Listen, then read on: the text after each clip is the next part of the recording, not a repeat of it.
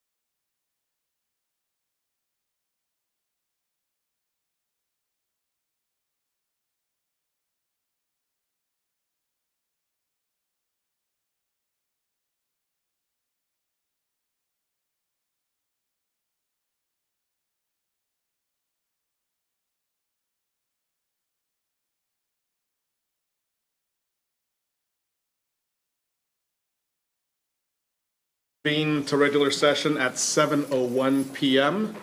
Roll call, please, Ms. Bell. Okay. Good evening, everyone. Ms. Benitez, Ms. Cardoza, here.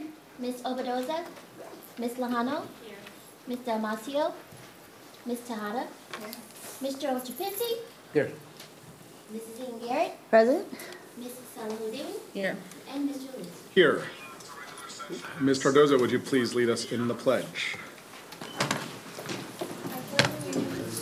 Of the United States of America, and to the republic for which it stands, one nation, under God, indivisible, with liberty and justice for all.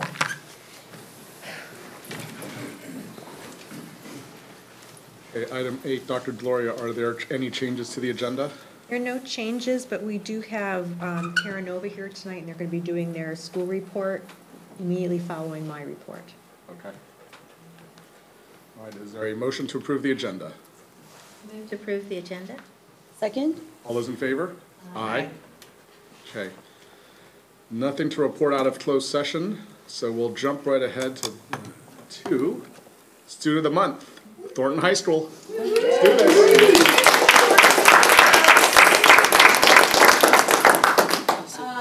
Good evening, members of the board. Please welcome Faith Shockley.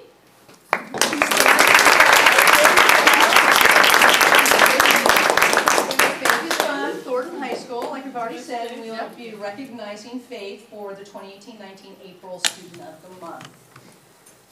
Just to give some background, the Jefferson High School District Student of the Month Award is designed to recognize the many outstanding achievements, and both in school and the community of the students in our district. Selected by their teachers and administrators around you, the Student of the Month exemplifies the degree of academic achievement, leadership, community consciousness we would like to see in all of our students. Since only 5 of the roughly 4,400 students in our district receive this award, it's a big award, okay? So, good job. Faith has accomplished a lot in her life thus far and has also been faced with a lot of challenges, all of what makes her who she is today. Faith grew up with her mom when she was younger in Sacramento. Faith is the middle child and has 3 sisters. She moved to the area in the middle of the 7th grade, but decided to move here by choice to live with her dad and get to know him better. Now both parents live within blocks of each other in Pacifica, which makes dealing with separated parents a little bit easier, as she is able to see both parents regularly now. Faith feels like her whole life has been a struggle, that nothing comes easy for her. She especially had a hard time with school from the time she can remember. In the 6th grade, she received all Fs, which made her not want to try anymore, and this behavior and feeling followed her through the beginning of high school. She struggled mostly with attendance and time management, which contributed to her struggling to turn assignments in late or at all. Lack of access to a computer or the internet at home really set her back on her assignments in high school, as much of her classes required computer work. Some areas in her personal life have proven to be difficult for Faith. They include some decisions her parents chose to make, which had negative impact on her.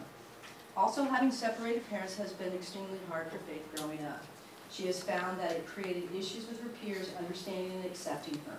Not being originally from around here has also been hard in terms of getting into social groups, as she feels as though everyone has grown up together and knows one another through and through. Therefore, she feels isolated and alone at times, even though she has peers she hangs out with, they don't really know her. Even with these school and life challenges, Faith has been able to achieve a lot in her life. For starters, she had made it this far in school, which she thought she would never would, as her mother dropped out from her sophomore year and received her GED later in life. At her former school, Oceana, she completed both the freshman and sophomore exhibition, which was preparing students for their bigger exhibition projects. Faith focused on deforestation in Brazil, something that she chose because she is super interested in the topic. She also survived the interim week of survival of the fittest for 2 years in a row, which I know is difficult, being one of 3 girls to complete it her first year. Through this interim, she realized how capable and athletic she was, and this contributed to her feeling successful. Transferring to Thornton has been a great change of pace for Faith and has motivated her to continue working through her struggles and challenges to be the best she can be and to reach her goals. Since Faith has been at Thornton, she has stood out. She is the top of all her classes in regards to credits, and she has improved attendance. Faith has made honor roll both quarters she has attended Thornton thus far and has worked hard to graduate a full year early, which was her ultimate goal when she arrived 2 quarters ago. Faith has made positive changes at Thornton that have allowed her to feel and be successful. She is always respectful, helps her peers and teachers, and participates in classes. She stays on task and is eager to complete assignments and does so quickly and thoughtfully. She also loves history. She shared that she enjoys learning about the gritty stuff like the wars and genocides that the world has endured. Faith really enjoys art, especially painting, both inside and outside of school.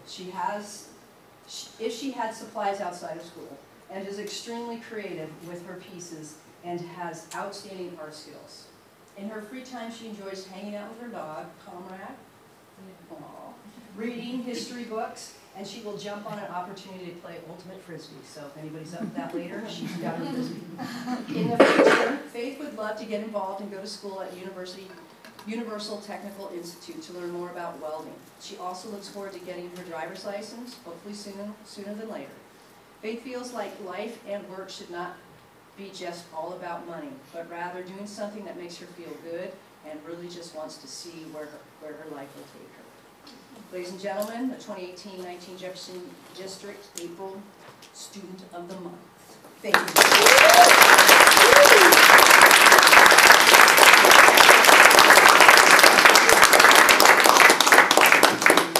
Coming up for photos.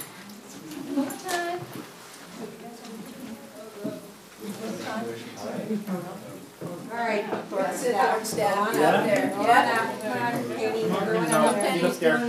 Kenny, did you do your hair today? Yeah, everyone is. Let that tie show. The tie show.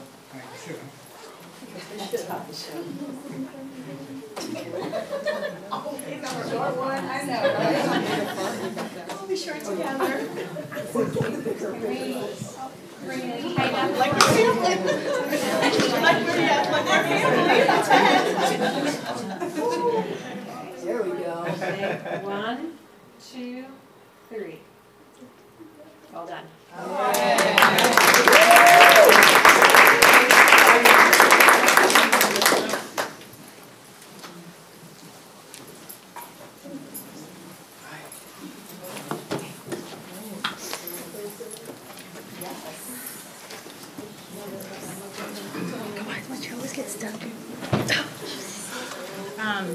Before we move on, Faith, your story just really touched me, and I just want to say that life puts challenges in your way that make you feel like you're alone, and you've never met any of us.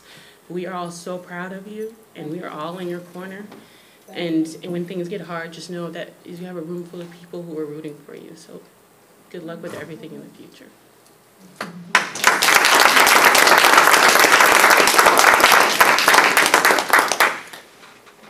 All right, item 10B, Kent Awards recipient announcement. I guess we don't have them in the house, right? But, so we, the Board of Trustees of the Jefferson Union High School District, would like to extend a huge congratulations to Grizzlies Go Green of Jefferson High School. On behalf of the San Mateo County School Boards Association, we are pleased to inform our community that Grizzlies Go Green has been selected to receive a Kent Award at the 2019 Kent Awards Ceremony and Dinner on Friday, May 10th, 2019. Grizzlies Go Green and Mr. Ricardo Moreno, we are proud of the tremendous accomplishments you have made, not only for our community, your school, but for the world. Thank you for all of your dedication, commitment, and hard work. So let's give it up for Grizzlies Go Green.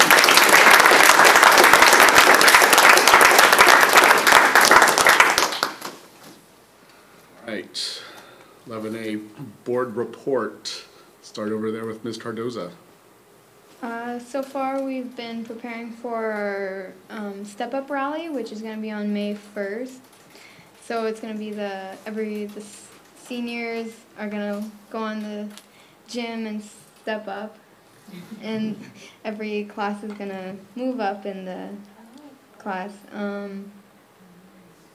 Also, track is finishing their season. I forgot when exactly the dates are, but they're finishing up their season, and I think that's it. Yeah.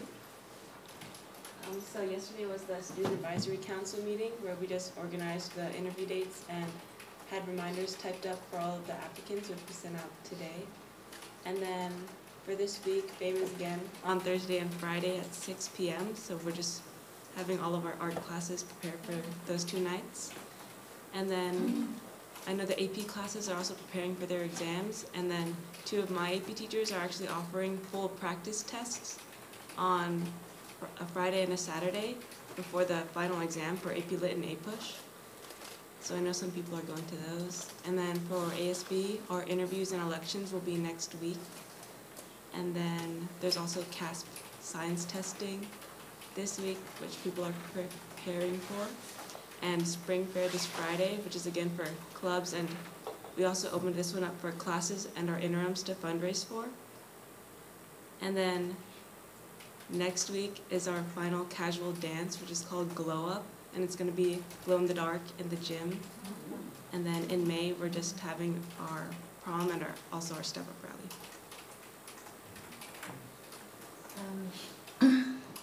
So this past weekend, I went to an event hosted by Migrante SF, and it was Justice for Our Neighbors, where they gave us an update on the status of the Rainbow Bright human trafficking case, and the issue of abuse of migrant workers and how prevalent it is, and how we can try to work with different agencies to educate workers, basically, and advocate. And then last night I went to the Student Advisory Council meeting, which was great fun, usually. And so I actually, last week I wrapped up a job that I'd been at for 14 and a half years. And so I took a week off work. I took a week off and I start my new job on Monday. So it's been, to help the Student Advisory Council, I delivered like notices to Student Advisory Council candidates and student trustee candidates at Thornton and Jefferson, to give them their information on when their interview is. So it's, and then I'm going to try to visit some of the other schools.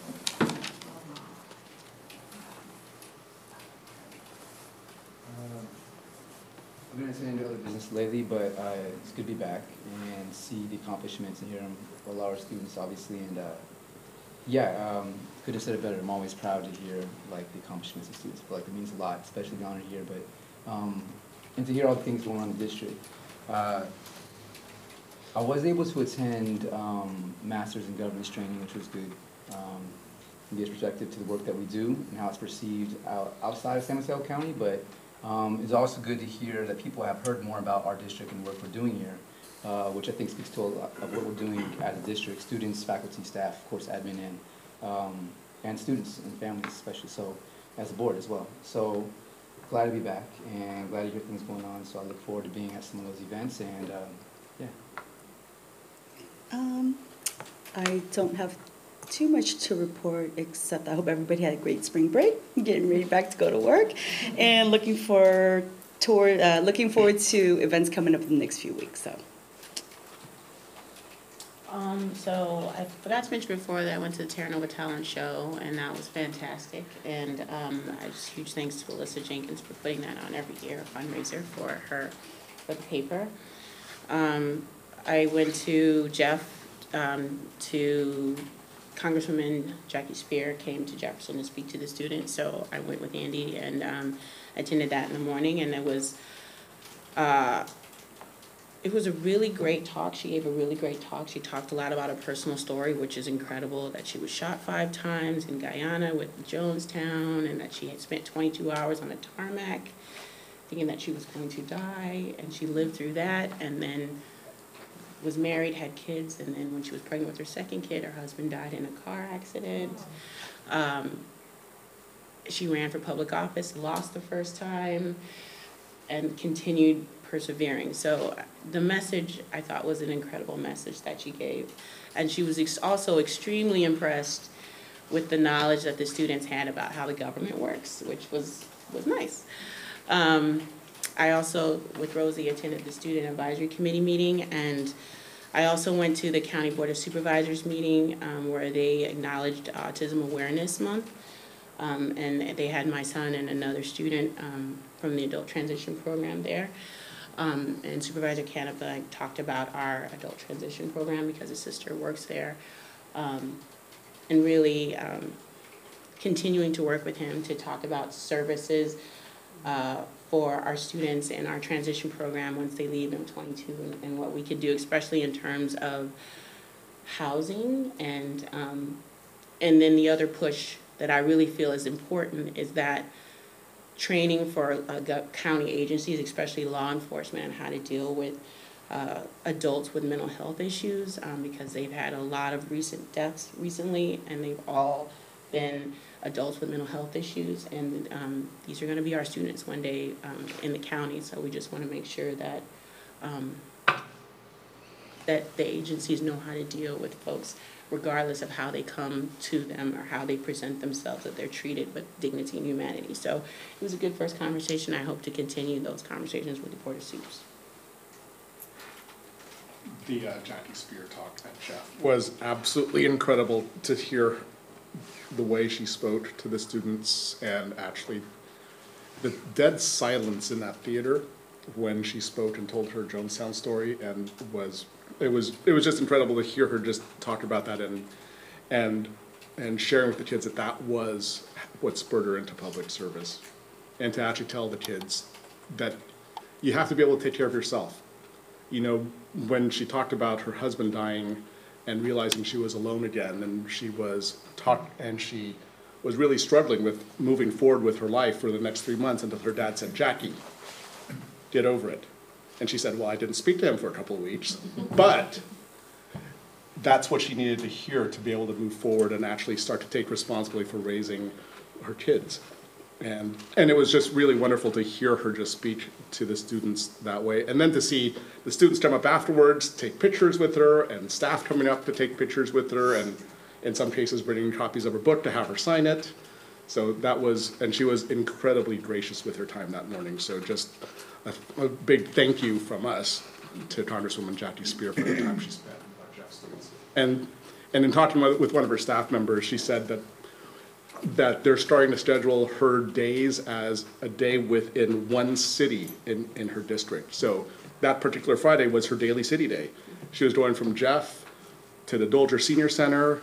She wound up, and she then met with the Daly City Council before ending the day back at the Youth Health Center, and she finally was able to take a tour of the health center because she's actually mobile now, as opposed to the last time she was there when she was on the little scooter with her broken leg.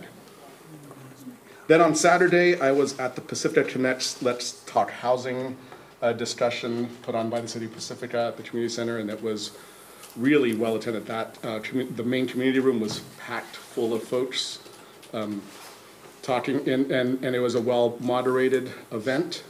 very key questions for the community to consider with regards to what they would like to see with regards to housing, and very open discussions at each table about the issues surrounding Pacifica and housing and the problems therein.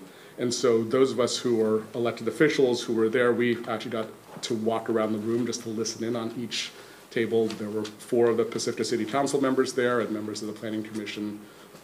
It was really eye-opening to just sort of hear what people were thinking.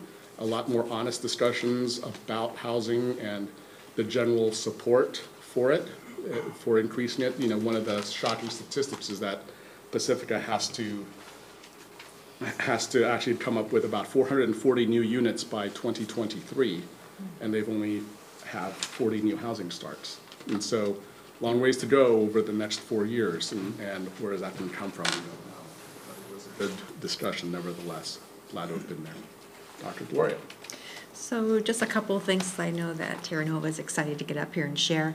Right before break, the week before, Ms. Baca, I thought I saw Lori Robinson, Kristen Ashford, and I went to the National NCTM conference in San Diego. It was so close it made sense.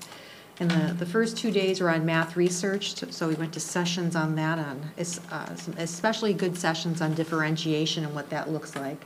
And then we went to sessions on how to be a better math teacher. So I think we all came away with ideas that we can bring back to the district. You know, that's an area of focus for us, improving math instruction. So I'm excited to move ahead with that. I sent an email to Ms. Casey over there saying, want to do a workshop with me? And she said yes. That's a good thing. I went to the District 5 event right before break, so that was fun. It was nice to see all of you being recognized by the supervisors, so thank you for that. And just a reminder that in the weekly recap, there's a link to all of the activities. We're in that crazy time of year now where it's the mad dash to graduation. So there are many events at the schools for May and June, April included, so take a look at those if you can get to them. I know the school always loves it when you go to those events. Thank you. Okay. So, Terra Nova, come on up.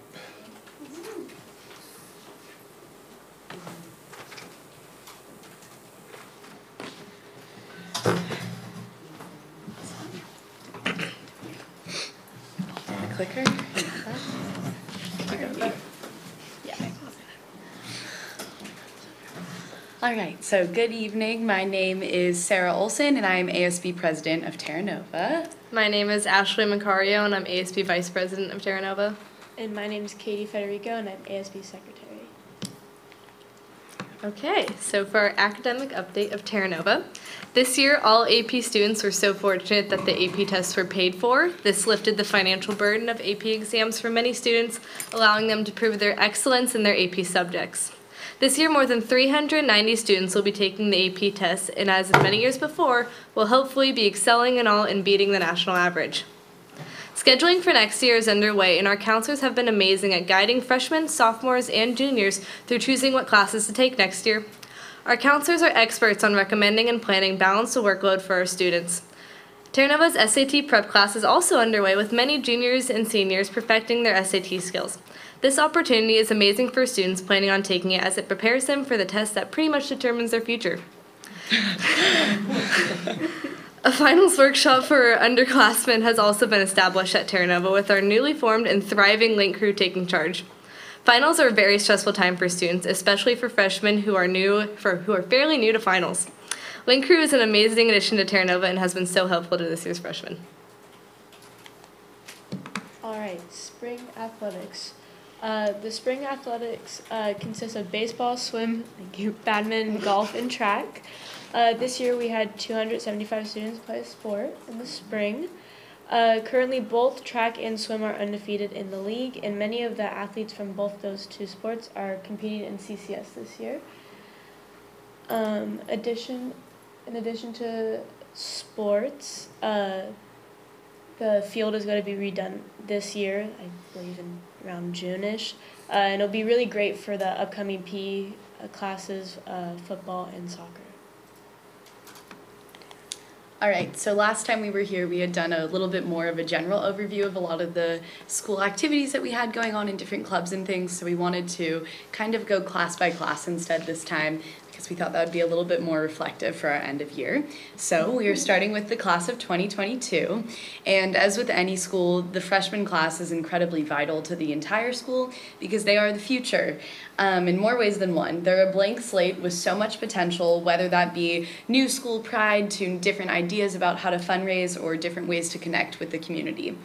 This year, the freshman class was lucky enough to have our leadership teacher and our 2019 class advisor, Mr. Escalante, pick them up and work with them under his guidance. And from my own point of view, getting to work with the freshmen this year in leadership in my classes and things like that, I can say with absolutely no hesitation that their future is so bright because this group of students are so eager and engaged and just genuinely so excited to be a part of the Terra Nova culture that they will truly yield some remarkable successes in their years here. I had the opportunity to sit down with the class of 2022 officers, and I had them holistically kind of review their year and talk about some of their greatest accomplishments. And some of the things that they noted were their ability to build class involvement. So they did this a lot with their face-to-face interactions, getting the officers going into classes and introducing themselves, but as well as their social media campaigns, whether that was through our Terra Nova Leadership Instagram or their separate class Instagrams and things like that. They really did depend on making that connection through their social medias. In addition to that, they felt that they established connections not only with their class, but with the faculty, which they are learning is incredibly vital to having a successful year. And lastly, they utilized some old and some new fundraising techniques. So in the previous weeks, they've been selling the world's finest chocolate. And in the past couple of weeks, they've raised over $600. So they're very, very happy with that. And this year, they introduced Crush Grams, which was completely new to Terra Nova. So for Valentine's Day, they had soda bottles of Crush soda with candies attached to it. And they sold them as a fundraiser, and they were incredibly popular. And they did it so you could send it anonymously, and someone could then pay $1 to figure out who their anonymous sender was, unless that person already locked it, so you couldn't figure it out. So it was incredibly unique, and it was incredibly popular. So what is next for this class? They're really looking for more class engagement. They were happy with the level they had, but they know that it's always that invisible student that they want to reach out to. So that's a very big theme for them, as well as more frequent and larger meetings, reaching out to the parent and larger community in general, and really establishing a class identity as they continue their next 3 years here. So for the class of 2021, the sophomores, the class of 2021 has grown so much since their freshman year with their amazing class advisor, Ms. Stockler, leading the way. They have had a higher attendance in their class meetings, meaning that they can hear of more ideas from a variety of students in their grade, which is always great of reaching out to the invisible student. They have also started new fundraising ideas, as well as continuing on old fundraising traditions. Their April Fool's Grams were a big success, as well as their Spirit Packs, which they sell in like little baskets that have yellow and black bandanas, gold and black beads, and other essential TN gear for rallies, football games, any sports. They're really cute and really cool. They also have kept up the tradition of selling donuts on Mondays and Fridays. Our class did that since freshman year. Parents voluntarily brought in donuts for us to sell, and it was a great way to start your fundraising and start your foundation. Yeah, thank you, Katie. What else? They have been raising their money to find a venue for their winter formal, which is next year that they will be putting on. Every formal at Terra Nova has been a big success, and there's no doubt the class of 2021 will have the same success. They are a driven, hardworking group of students, and I'm so proud to call them a part of the TN family. They also plan to hold ice cream socials and sell 2021 sweatshirts. Alright, as for the class of 2020, they're slowly getting ready for their final year of school and been working really hard these past 3 years, not only in classes but raising money. They found some new and innovative ways to fundraise, like having Jamba Juice come every Tuesday and go in the front of the school and sell that, and sell cookie dough and French pastries. They've also had events for their class, such as their annual pancake breakfast, which is usually held at the Moose Lodge. And also they had winter formal this last February 9th at Slim's, which did really good. So what is next for them? it is time to start planning prom. Obviously, got to start planning early and getting a venue, such as with a theme and finding a DJ. But not just with events, they also want to start getting the whole class more involved, especially on their social medias and just getting everyone still spirited and ready for their senior year. They are also making class sweatshirts and usually having class meetings every week. All right, so the class of 2019 obviously holds a particularly special place in our hearts as it's our class. So looking back on our 4 years, the current class officers and soon-to-be graduates alike have been really able to reflect on the change that our class has been able to affect throughout Terra Nova, while also having gratitude for the lessons that we were able to learn during our school years. So this year, our class officers continued one of our biggest fundraisers, which is tea pumps. Selling that tea definitely brought in a lot of money for us, so we've enjoyed doing that one. But they also wanted to take on new projects. So recently, actually just 2 weeks ago, we held our first ever Tiger Closet, which was seniors bringing in new or gently worn clothes, and then we would compile them and put them in our Tiger Closet or Tiger Thrift Store, which we set up then in our main jungle during lunch, and students could stop by and shop. So not only were we able to raise some money, but all the clothes that were not being sold were then donated to charity. So it was a nice way for us to not only make some more money for our class, but then also give back to the community. In addition, this year Terra Nova updated our system and began using ASB Works, making our system much more efficient than writing all those receipts by hand. And the implementation could not have come at a better time for us, as the 2019 homecoming, which is always hosted by the senior class, had an incredibly high attendance. Furthermore, as a class, we've been more than fortunate to have our parents and community members alike really donate their time and money to helping us. So we were incredibly thankful in being able to establish those connections that we did over our 4 years. So, as we only have 27, who's counting, real days left as Tigers, what's next? For us, we have prom on May 11th, actually, at the Regency Ballroom, so we're very excited for that, among other senior activities such as our grad breakfast. And then we will say our final goodbyes to Terra Nova on May 29th at our graduation. Oh, that's me. Spring semester events recap. So, as said before, Winter Formal has been a huge success at Terra Nova, especially this year with over 430 students in attendance. The dance was also hosted at Slim's, which was a new location. The previous 2 years was held at the Irish Cultural Center, which was a great place to do it, but Slim's was a new and fun area. Many TN students danced the night away and enjoyed a great night with their friends. Leadership also hosted a Color Wars themed rally, which was a brand new theme to Terra Nova this year and all years. Leadership set the goal to decorate all 4 old building hallways, and it turned out amazing. So we all have the English hallway on our 3rd floor, and then English hallway, history hallway, and then 2 other floors on the bottom. And usually we just decorate the English and history hallways because it's easier, it's like more classes are up there. But this time we decided that each grade would get a hallway and they'd decorate it on their own. So seniors had blue, juniors had red, sophomores had green, and freshmen had yellow. And the decorated hallways were voted on by our wonderful attendance ladies in office administration. And they voted for the senior hallway to win, which was pretty cool.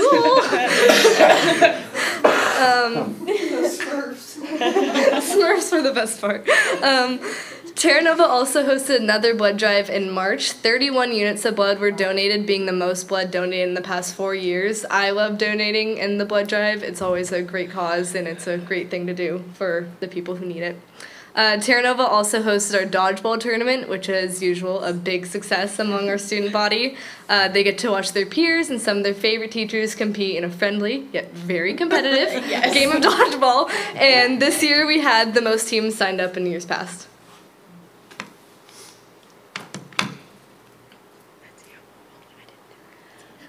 So general upcoming events and festivities, we have the Track and Field Special Olympics, which we hold each year. This year we have double the number of participants, which is really great because we want to make sure that everyone is able to come out and have some fun. We also have our life skills prom, and I believe the theme is Disney themed, so that's coming up slowly, but it'll be a lot of fun. And then we also have our end of the year rally, which is April 26th, and the theme is High School Musical. So we kind of made the Spirit Days like the movies, and the last one is we're all in this together. So it's kind of combining everyone together for the last time. And then we have our ASB and class officer elections. It's a formalized process, and we have a new application, so it gets them more involved and makes them have speeches this time if they are doing any class officer position. Yeah. So for this round of elections, we are working with our Terra Nova News Network, who's going to be broadcasting all of our candidate speeches, which we thought was going to be a great way not only for other people to see our candidate speeches, but to incorporate our work with TNN, because they're doing some wonderful things. So, when I came in the fall to present to you, we shared our leadership vision, which is striving to create a unified culture, a unified and engaged student culture by encouraging participation, promoting effective communication, and building school pride. So I find it fitting for us to conclude with our own reflection of this year. As we spend our final weeks as ASB officers, we've gotten the chance to do lots of thoughtful reflection on the work we've done, things we've attempted, positive change we've implemented, and of course, ways we can still improve. Collectively, this ASB Council was largely hinged on the idea of revitalizing the school culture. Terra Nova is a school that's built on tradition, and we take immense pride in that. But we understood the unbound potential that we would possess if we used those traditions as building blocks rather than just sticking to them. So that would really further our positive atmosphere, and that was something that we had really thought about throughout our full 4 years here. So being elected and being able to begin to implement what we wanted to see this year has been something that's been incredibly rewarding for us. And while it is needless to say that the work is never finished, because we can always continue to grow, learn, and improve, there has been a culture shift at Terra Nova. Yes, you can see it in the number of people attending our sports events, or how many clubs we have, or how many students are applying for programs like leadership or link crew or peer helping in band. But more importantly, you can feel it. This year, our goal was to inundate the student body with pride, motivation, and general optimism. And we like to think that we really did change the school by fostering this mindset. And while I take great pride in such growth, as it almost directly mirrors what our vision was, what I find even more powerful is the newly acquired attitude of continuously seeking improvement, because it's that attitude that refuses to accept being complacent that makes a remarkable impact in the future. And so with that, I would like to thank you for your time and welcome any questions. Thank you.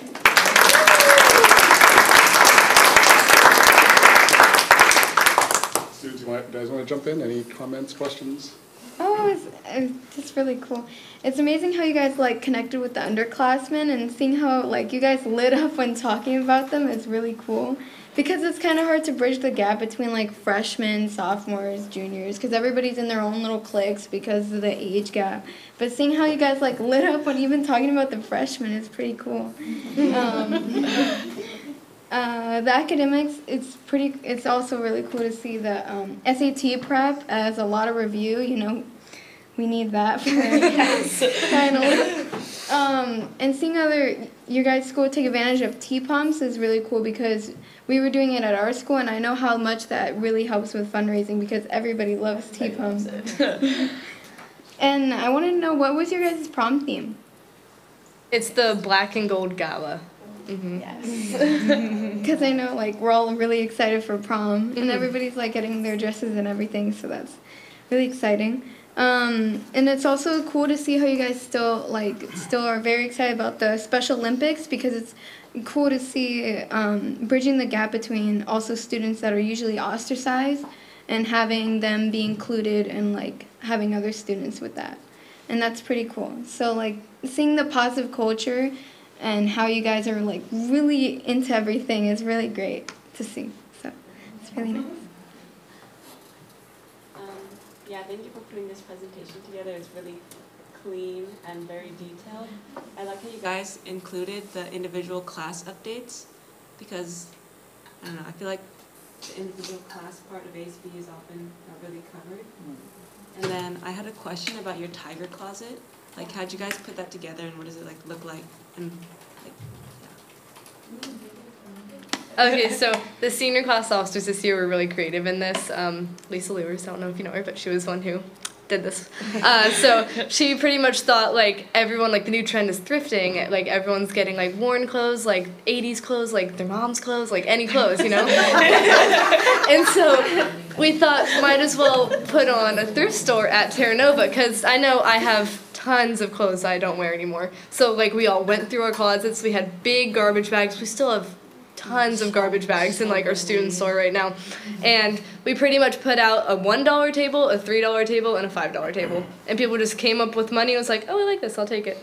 I know I was going to a Giants game the next week and I didn't have any Giants gear. I got a $3 sweatshirt. It was great. So yeah. it's just like during lunch. Yeah. Yeah, that's what we did. So we just did folding tables out there with some signs, and we had advertised the prior week and then obviously the days right before. And yeah, I mean, it's a very easy fundraiser to do, and then also for us, being able to then donate it, we're giving it to Goodwill, is nice to be able to do as the backup. You guys blow me away. You are so well spoken and poised, and I echo what they were saying. Just to when you really understood what each class was about, because you interacted so closely with each class, and you're so poised. I just love it, and just the thing with trying to connect always with the invisible student. I love that. And that's something that I find that, Terra Nova does a lot of.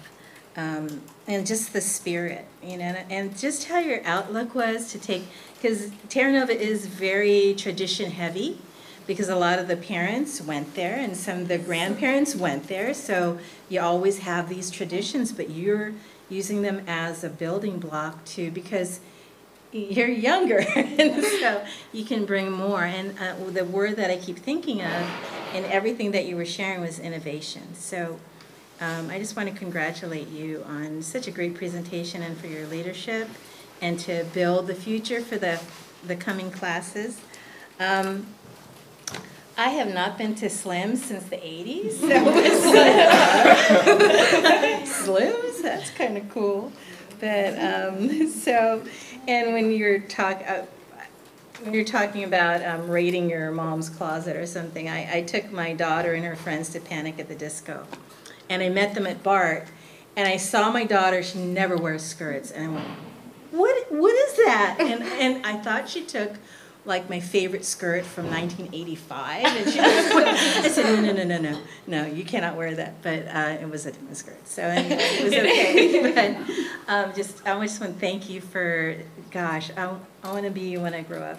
I wish I could speak like that. It's just so great. So good luck to all of you. I know you'll do us proud. Yeah, good job. It's always good to see the report back. I thought it was cool that you showed every class. Yeah. The attention there.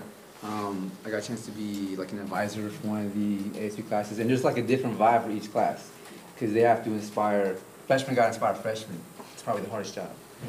They have all this energy, but sometimes it goes like every direction. So like my senior year, like people are more focused. They either care, they don't, or they are convinced to care, or like you have to go to prom. Peer pressure works sometimes, right? You have to. Right? Not everybody wants to do these things all the time, right? And ASB can be like kind of its own bubble sometimes, but it can also be really engaging depending on who you reach. And the invisible students, a good way of putting it, that student wouldn't feel invisible, but they see everything else. And so they're always wondering how to get involved, or how people would be like interested in things they do.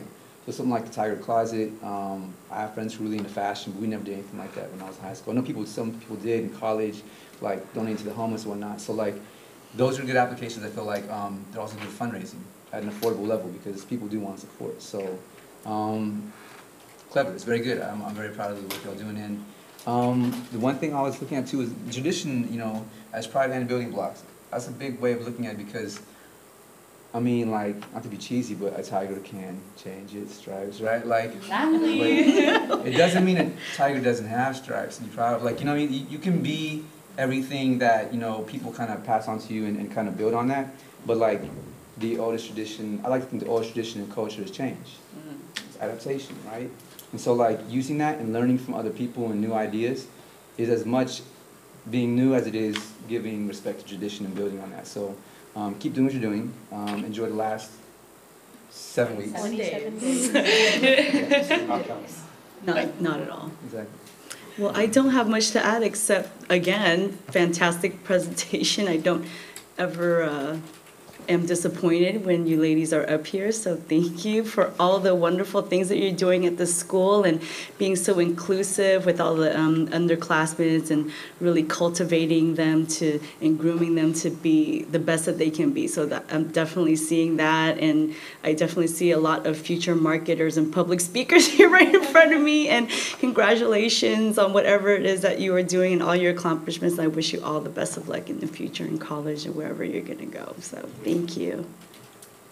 Yeah, so, you know, they're gonna be 21 soon, having twins, where like tea pumps and boba tea is like teenage catnip. I don't understand it. They just absolutely love the stuff. I have never understood it. I get how that can make a lot of money if you have it on campus. I know that you ladies came into your leadership roles in a time of tremendous transition, and that you really picked up the pieces and even came in over the summer to work and to straighten up things and get things ready for the class coming in, and that your lift was a larger lift than folks that came in before you, and that's a huge ask, especially coming off your junior year into your senior year. So I'm extremely grateful for the work that the three of you have done at the school, to not just keep it going and in existing, but the courage to say we're going to lift it up even higher and push for change. And getting folks to go along with change is hard. Even if it's something that's positive and for their benefit, change is a struggle. So to take that on in the middle of everything else that was going on, like I said, I'm extremely grateful for the work that the three of you have done, and I'm extremely proud of everything that you've accomplished. And so thank you. I love Life Skills Prom, so if you need help with anything, let me know. I'd be willing to come and help out, as Doreen knows. Yeah, thank you. Please. I'm completely serious about this, because the two Life Skills Proms I went to, because my son was there, Doreen kept me in a corner, like she almost like taped where I could go. When Kareem was dancing and you kind of inched closer and he just went. Put me back in the corner, yeah. And then also thinking about Life Skills Prom, and I know it's been really teen housed, but I would love to see that open up and have that be more a district-wide event where ASBs from across the district help, because it is people from across the district go, and it is such a life-changing event to be at, whether you are one of the recipients of going or whether you're a participant and organizer. It's just a fantastic event, so to share that across the district I think would be great. And of course, Ms. Serramonte, thank you so much for everything you've done. This has been fantastic, so thank you. Oh, donuts. I think I was one of those parents who drove and picked up were. donuts in the morning to give to Hank so we could take it to school. So yes, so it was my absolute pleasure to do that early in your careers in high school. And actually, in the fact I've known at least, certainly Sarah going back 16 years to preschool with Hank. So definitely very cool to see you up here presenting to us again, and the work that all three of you have done along with Mr. Escalante and the rest of your class. Absolutely remarkable stuff. The thrift shop, Hank actually raided my closet. No, in fairness to him, I already had some clothes set out that I was going to give away to Goodwill, but a lot of my stuff made it out there. So, and then he said that he saw somebody actually buy one of my old shirts, so that was pretty cool. Did he say, Dad? Oh. I'll leave it there. Again, just listening to, I'm just echoing what everybody else has said. The fact that you guys made a concerted effort to really get to know the underclassmen and to really report out that way about their hopes and what next steps they want to take is absolutely brilliant, and it really sets a model, I think, in the way these presentations can be done. What I find remarkable is that any time that the ASBs come, I know I'm learning something completely different about each school, and I know that the students are taking back to their various schools some of these ideas, just like with the questions you guys have asked today. And so that's what's exciting. It's by far one of the best parts of the meeting. Anytime students are presenting, that's definitely our favorite thing to do. So my one question for you, for the three of you, is what's next after May 29th? You want to start, Katie? And the big finish. Oh, okay. Well, I think I'm going to attend Regis University in Colorado for nursing. Nice. I'm going to San Diego State and I'm majoring in chemistry. Yes, Hank's going there too. Very excited. I just committed to Berkeley, and I'm in the College of Letters and Science because I'm undeclared right now. Yes. Well deserved, and thank you again. Anybody else? Any final comments? Dr. Gloria? So I don't want to repeat things that everyone else said, although I agree with you all, but there were 2 points that I thought were worth mentioning again. And I really appreciated the culture of inclusion you're trying to reshape at Terra Nova. Terra Nova is kind of close to my heart right now. I won't say why, but kind of liking that school right now. And doing it at a time, as Ms. Salahuddin said, alluded to, transition. I mean, did you know I used to be a cheer advisor? I took over for one who left, and it was really hard on the new cheerleaders to get used to the new girl on the block. So it's the fact that you were able to do all this heavy lifting going from one teacher advisor to another, I think is to be noted and commended. So thank you for all your work. That's it. Thank you. Thank you again.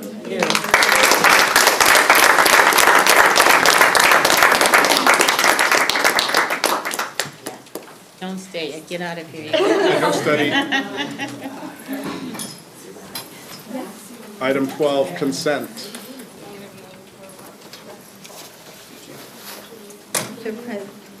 Move to approve the consent of the items.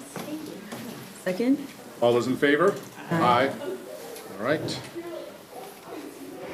Item 13, public comment. Do we have any blue cards this evening, Ms. Tejada? We do not.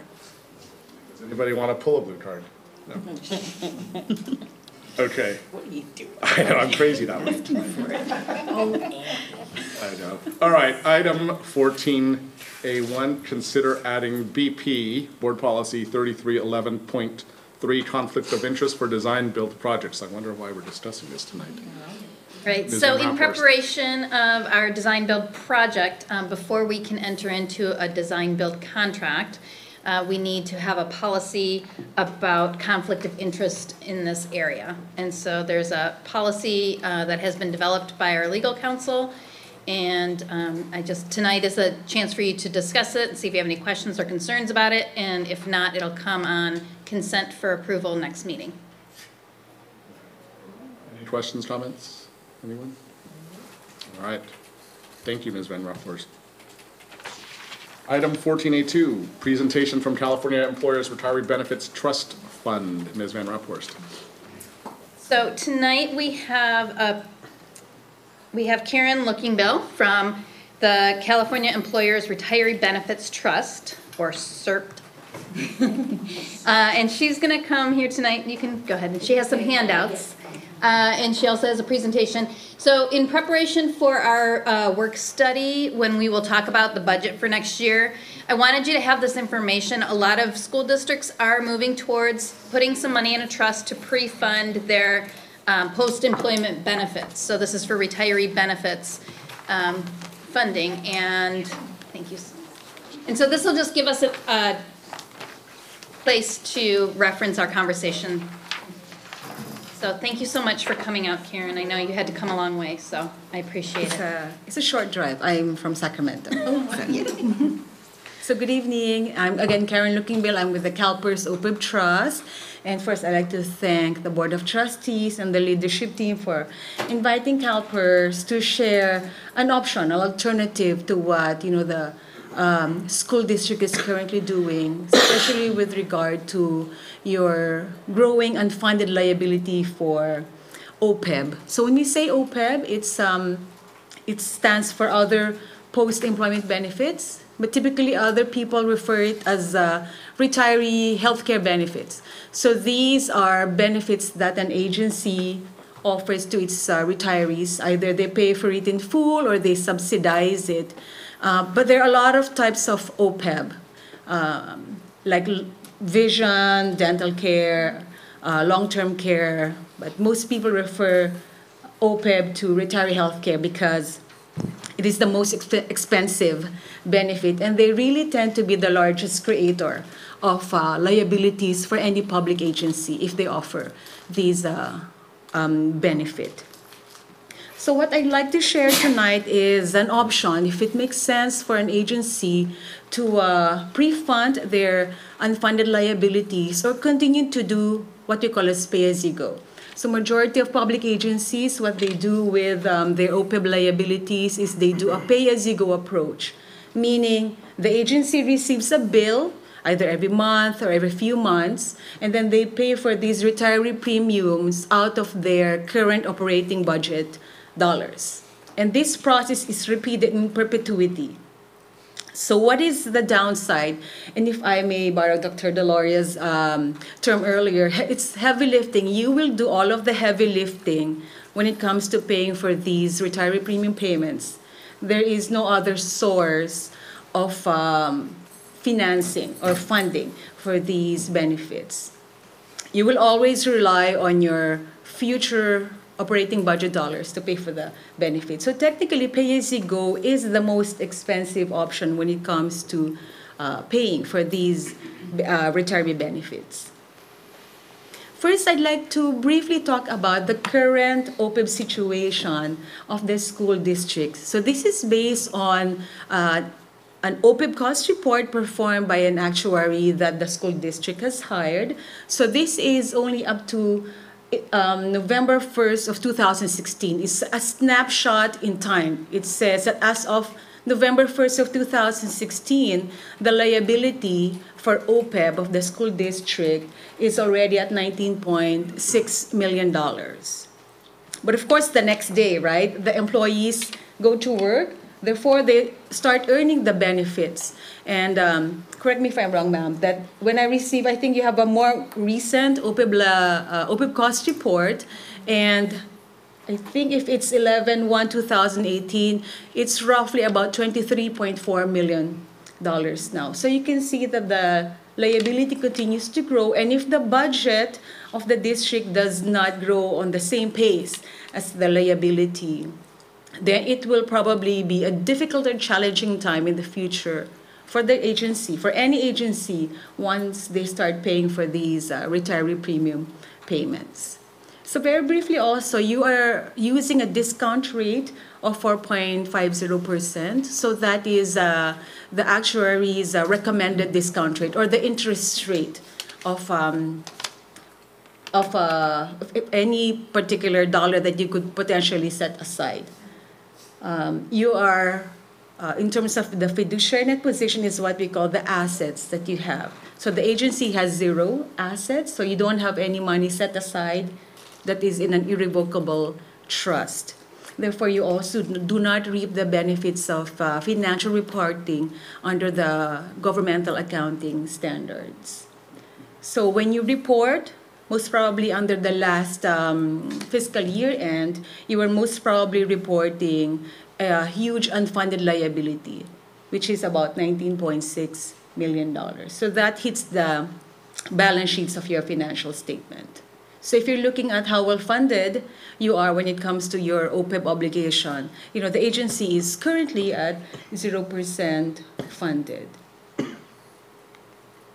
Now, a lot of public agencies are also asking, what are other ways for us to better manage this obligation? Because these are promises, you know, that agencies, you know, has given to their employees. So upon their retirement, of course, we want to make sure that you keep the promises and provide these benefits. So others look at pre-funding as a better option, as an alternative to pay-as-you-go. And one of the biggest benefits of pre-funding is long-term cost savings. This is because you put dollars in a higher yielding investment option.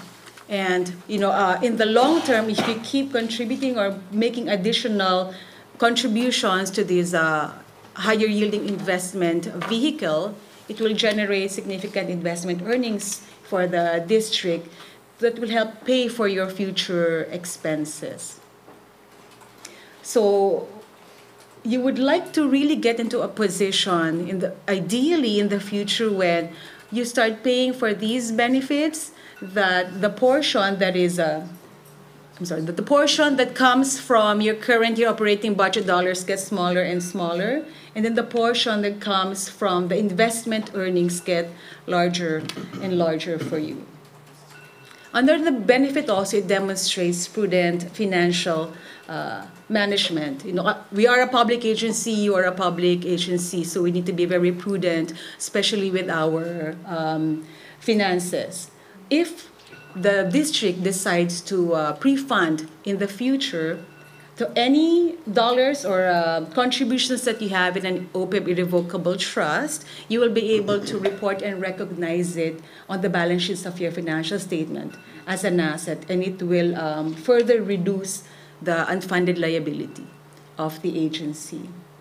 Also, in terms of the impact to your bond rating or even to the borrowing fees, a lot of bond rating agencies look favorably at public agencies that have an OPEB plan.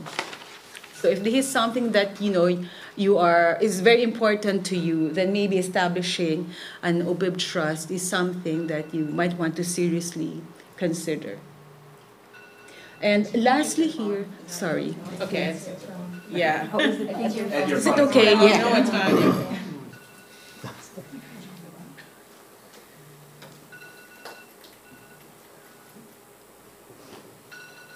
Sorry, it's my son's alarm. Yeah, no. I'm sorry. It's his bedtime.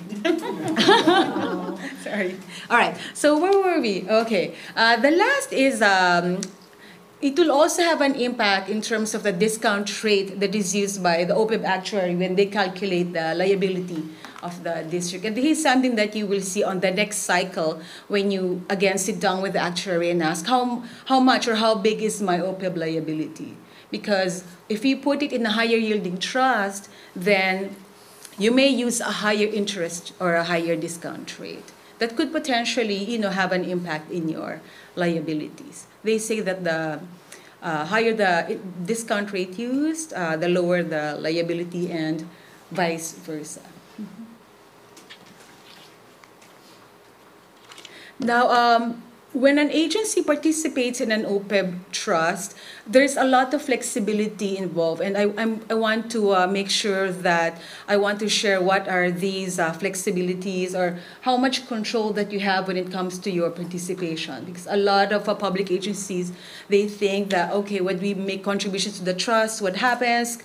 Can we take out the money? Are we required to continuously make contributions? So when you participate, for example, in the CalPERS OPEB Trust, the contributions are not mandatory. So it is purely voluntary. So it really is up to any agency, and you have more than 550 in terms of how much money to send, when to send it, or even do you want to send it, right? Because no one is requiring you to make contributions. You also decide if you want to take money out of your account. Can I reimburse myself this year, or should I just let that money grow? So each agency has its own unique funding policy, and it's really based on your own goals. Another flexibility is that we have 3 different investment options, and later on I have a slide to share with you what are these investment options. So it really is also, again, based probably on the leadership team or on the trustees, or in fact just the school district's maybe appetite for risk or reward.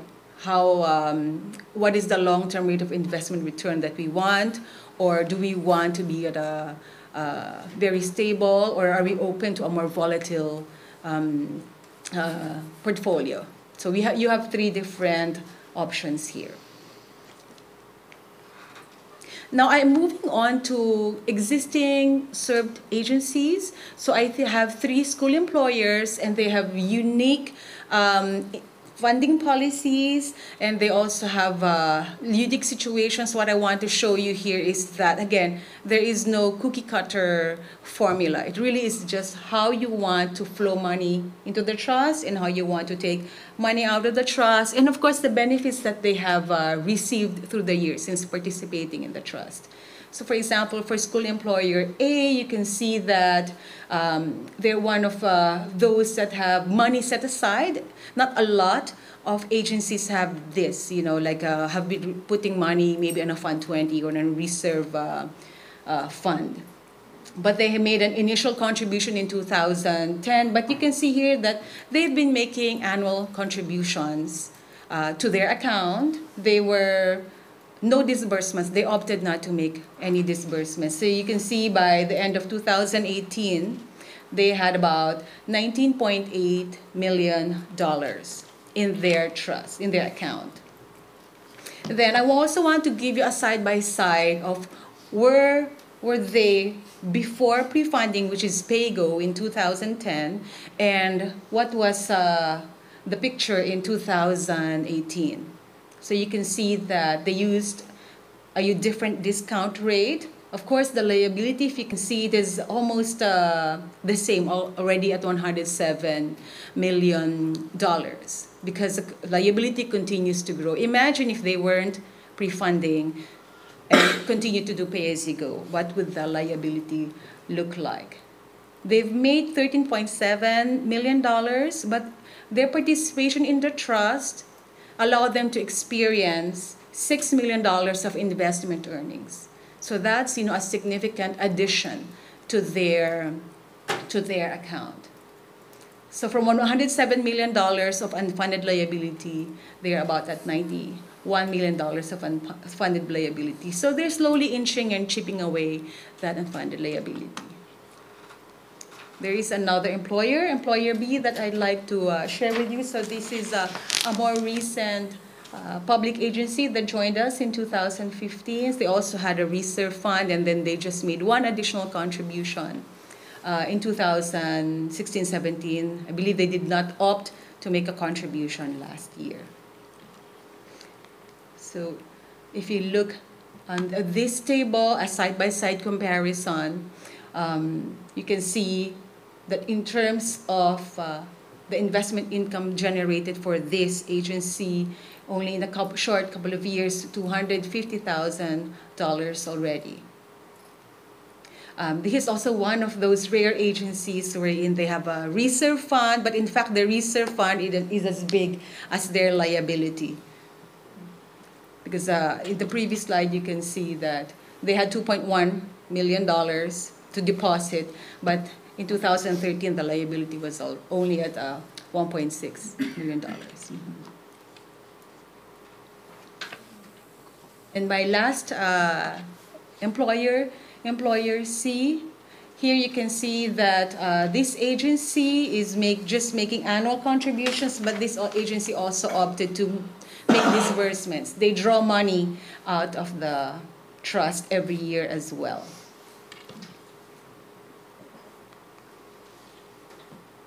And if you compare, then and now in 2013 versus 2018, you can see that their liability has, in fact, significantly increased. I don't know if the school district has been impacted by the, it's called an A sub 6, the Actuarial Standards of Practice 6, wherein one needs to recognize the implicit subsidy, because if it needed, there were a lot of public agencies that really significantly increased the liabilities reported. So in this agency, you can see also the net income generated by the trust. So I hope that you can see that whether an agency joined a few years ago or they started with us, like 10 or so years ago, you can see that when you participate in a trust, and it's a higher yielding trust, you will earn significant investment earnings that will help pay for future expenses. So if you feel that pre-funding is a great decision, it's a good approach for the school district, well, then usually the next question is, and who do we work with? Of course, I'm here, guys, to share with you that I believe that the CalPERS OPEB Trust is the best option, is a prudent choice for the school district. We have these 5 advantages, in terms of the investment management expertise. We are CalPERS, so we have been managing the investment fund on the pension side for more than 85 years. We're also a public agency like you. Therefore, we comply with the governmental accounting standards, and we provide you support for free for you to comply with your version of the governmental accounting standards with regard to OPEB. Also, it is very simple, easy to join the program and also to participate and maintain your account in the trust. We are a very lean team of 12 people. It's not hard, for us to attend to your needs or if you have any inquiries or requests. We also offer a very, very low fee rate. I'm very sorry about that. Do you mind if I just turn that off?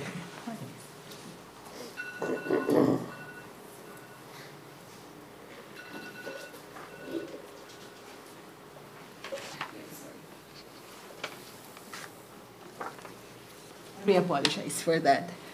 All right, I'm going back to the low fee rate. So since we are a public agency, we don't hold a profit. I don't have a commission.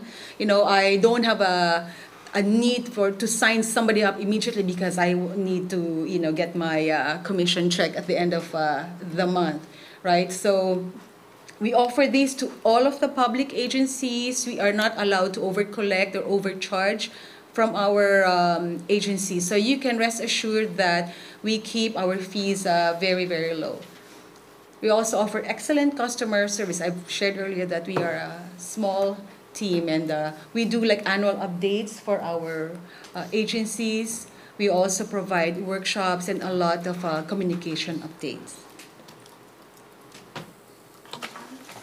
Now, if you'd like to see what are the 3 investment options of the program, so here you can see that we have 3 strategies. So strategies 1, 2, or 3, and again, depends on any public agency's preference when it comes to the long-term rate of return, as well as the risk or volatility level. The risk or volatility level is actually the last row, as measured by standard deviation.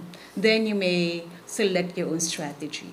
You can also move from one strategy to another strategy if your goals have evolved or if your plans have changed.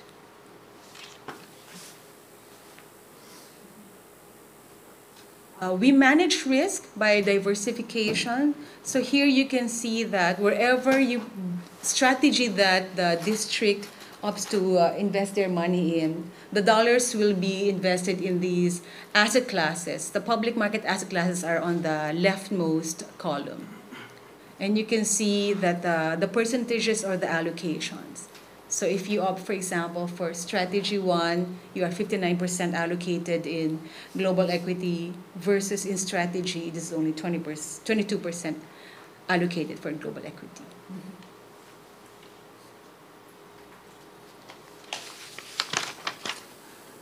In terms of our investment returns, we measure our performance on a regular basis and we compare them versus the industry standard benchmarks. So on this table that is in front of you, you can see that you have the rates of return in 8 different time periods. So as short as a 1-month rate of return, and we go as far back as what we call an ITD, or the inception to date rate of return. So when we started the trust in 2007, we only had SERP Strategy 1. That's why it's the only one with a 10-year rate of return. The other strategies started in 2011 and 2012. So what I'd like to share here is that out of all of the data points, our program has outperformed consistently and regularly the benchmarks.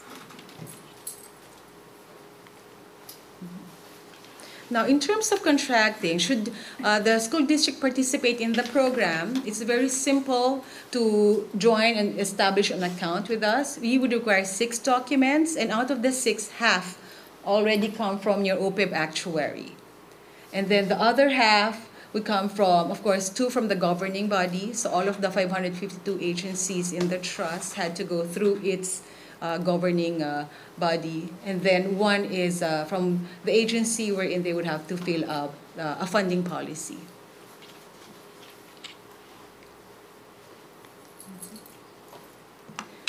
I've mentioned earlier that one of our advantages, and I believe one of the reasons why a lot of other public agencies decide to participate in the trust is because of our very low fee rate. So how much do we charge? So we charge 8 basis points. So it's 10 basis points of assets under management. So for example, if we are to manage $1 million, let's say for 365 straight days, it did not gain or it did not lose, there is no additional contribution, there is no disbursement, we would have charged an agency $1,000 for $1 million. So we believe that it is a very low, fair fee rate for everyone.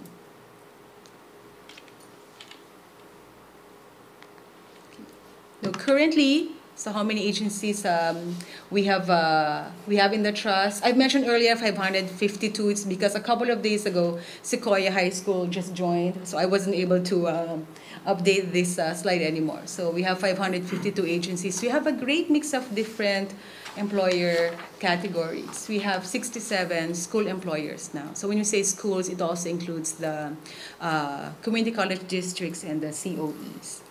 So we are the largest OPEB trust provider in California in terms of the number of agencies participating, as well as the total assets that we are managing. Okay. Actually, that is my last slide. And do you have any questions regarding the OPEB trust?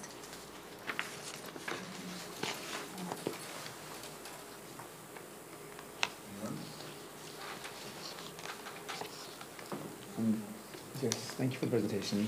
Very thorough.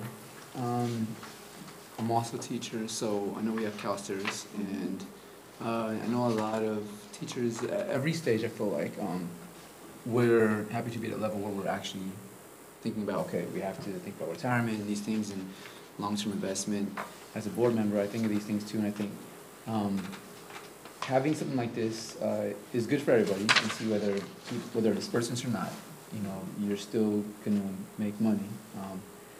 I watch the news, and there's a lot of uncertainty in the market, but there are things I think that are more stable, and public agency is probably the most, I guess, reliable. Have you seen any fluctuation in returns in the last 2 to 10 years that you think will be relevant moving forward, given where California is, given where the United States is, given where, I know it's right, like where Britain is, like their global as finance. So like I think we tend to trust in just kind of the market to do its thing. But yeah, have you seen any patterns where it's gone up and down, or? First, I'm not a financial expert, so I really cannot opine on that. But if you look at if you look at the historical rates of return of the trust fund, and it's not only our trust fund, of any other trust fund, I believe that if there are assets that is what we call in equity, of course there is more volatility compared to other assets. So for example, if an agency as a whole feels that that volatility in terms of the stock market is not something that they would even want to consider, then like for strategy 1, which is 59% allocated to global equity, it might not be something that you might opt to, but maybe consider strategy 2 or strategy 3 because of the lower allocation to that. Also, I forgot to share with you that the investment policy, it gets reviewed every 4 years. And the review process is at least 1 year. So it is not only an internal investment policy review, but we hire external consultants as well that to tell us what are the trends, but what are the capital market assumptions in the future. And based on these trends, then do we need to make revisions to our investment policy?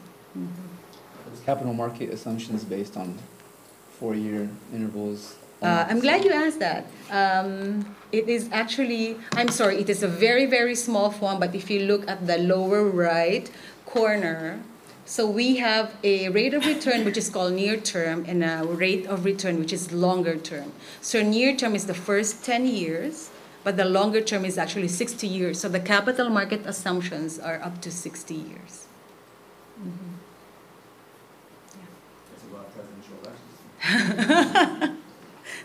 That doesn't make sense. Thank you. So CERBT is part of CalPERS. It is. So it's one of the trusts, so one of the products that is offered by CalPERS. So CalPERS does investments. So does CERBT, are there investment strategies independent of what CalPERS would use? Or they'd be similar because they're like the same. So in terms of, thank you for asking that. So in terms of the asset classes, they're very similar, but they're not exactly the same in allocation. But in terms of, maybe the question are you going to commingle funds with the pension fund or with the judge's retirement system or with the other retirement systems? No, they're not. So it is, everything is firewalled.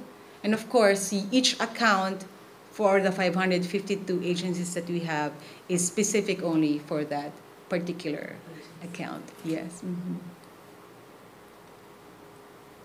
I know because on the pension side there are pools, right? But we don't have that. Mm-hmm. Mm-hmm. Because our employees' needs would be different from other public employees. Mm-hmm.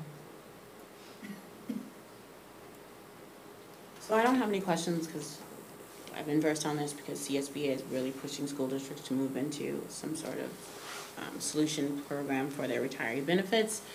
So I'm thinking, the next step for me is, of course, getting the actual numbers, and I'm sure we're going to go over that in budget work study to see what that actually look like. The important things for me are that, if you work in a school district, you don't get Social Security, right? So making sure that we're able to continue to pay for healthcare for our retirees is extremely important because that's the only resource that you have since you're denied access to Social Security. And at the same time, our ongoing concerns with our ongoing debt to our bond obligations. So making sure that we can cover both obligations is important. So for me, it's just more of what that looks like in terms of our district and getting those numbers from you, Tina, moving forward to see what Right, so what the allocation would be and how long we're thinking, and so. But thank so you we'll for- be able to discuss that at the work study. Yep. Makes sense to me. I mean, this is kind of a no-brainer in my mind. Just listening to the presentation, reading through the material, make sure we can make our money, maximize our money, and the idea of reducing liability is always a good thing. So, there's nothing else. Thank you very much. Thank you. Very much. Thank you. All right, item 14B1, English Learner and Instructional Coaching Program Update. Director Robinson.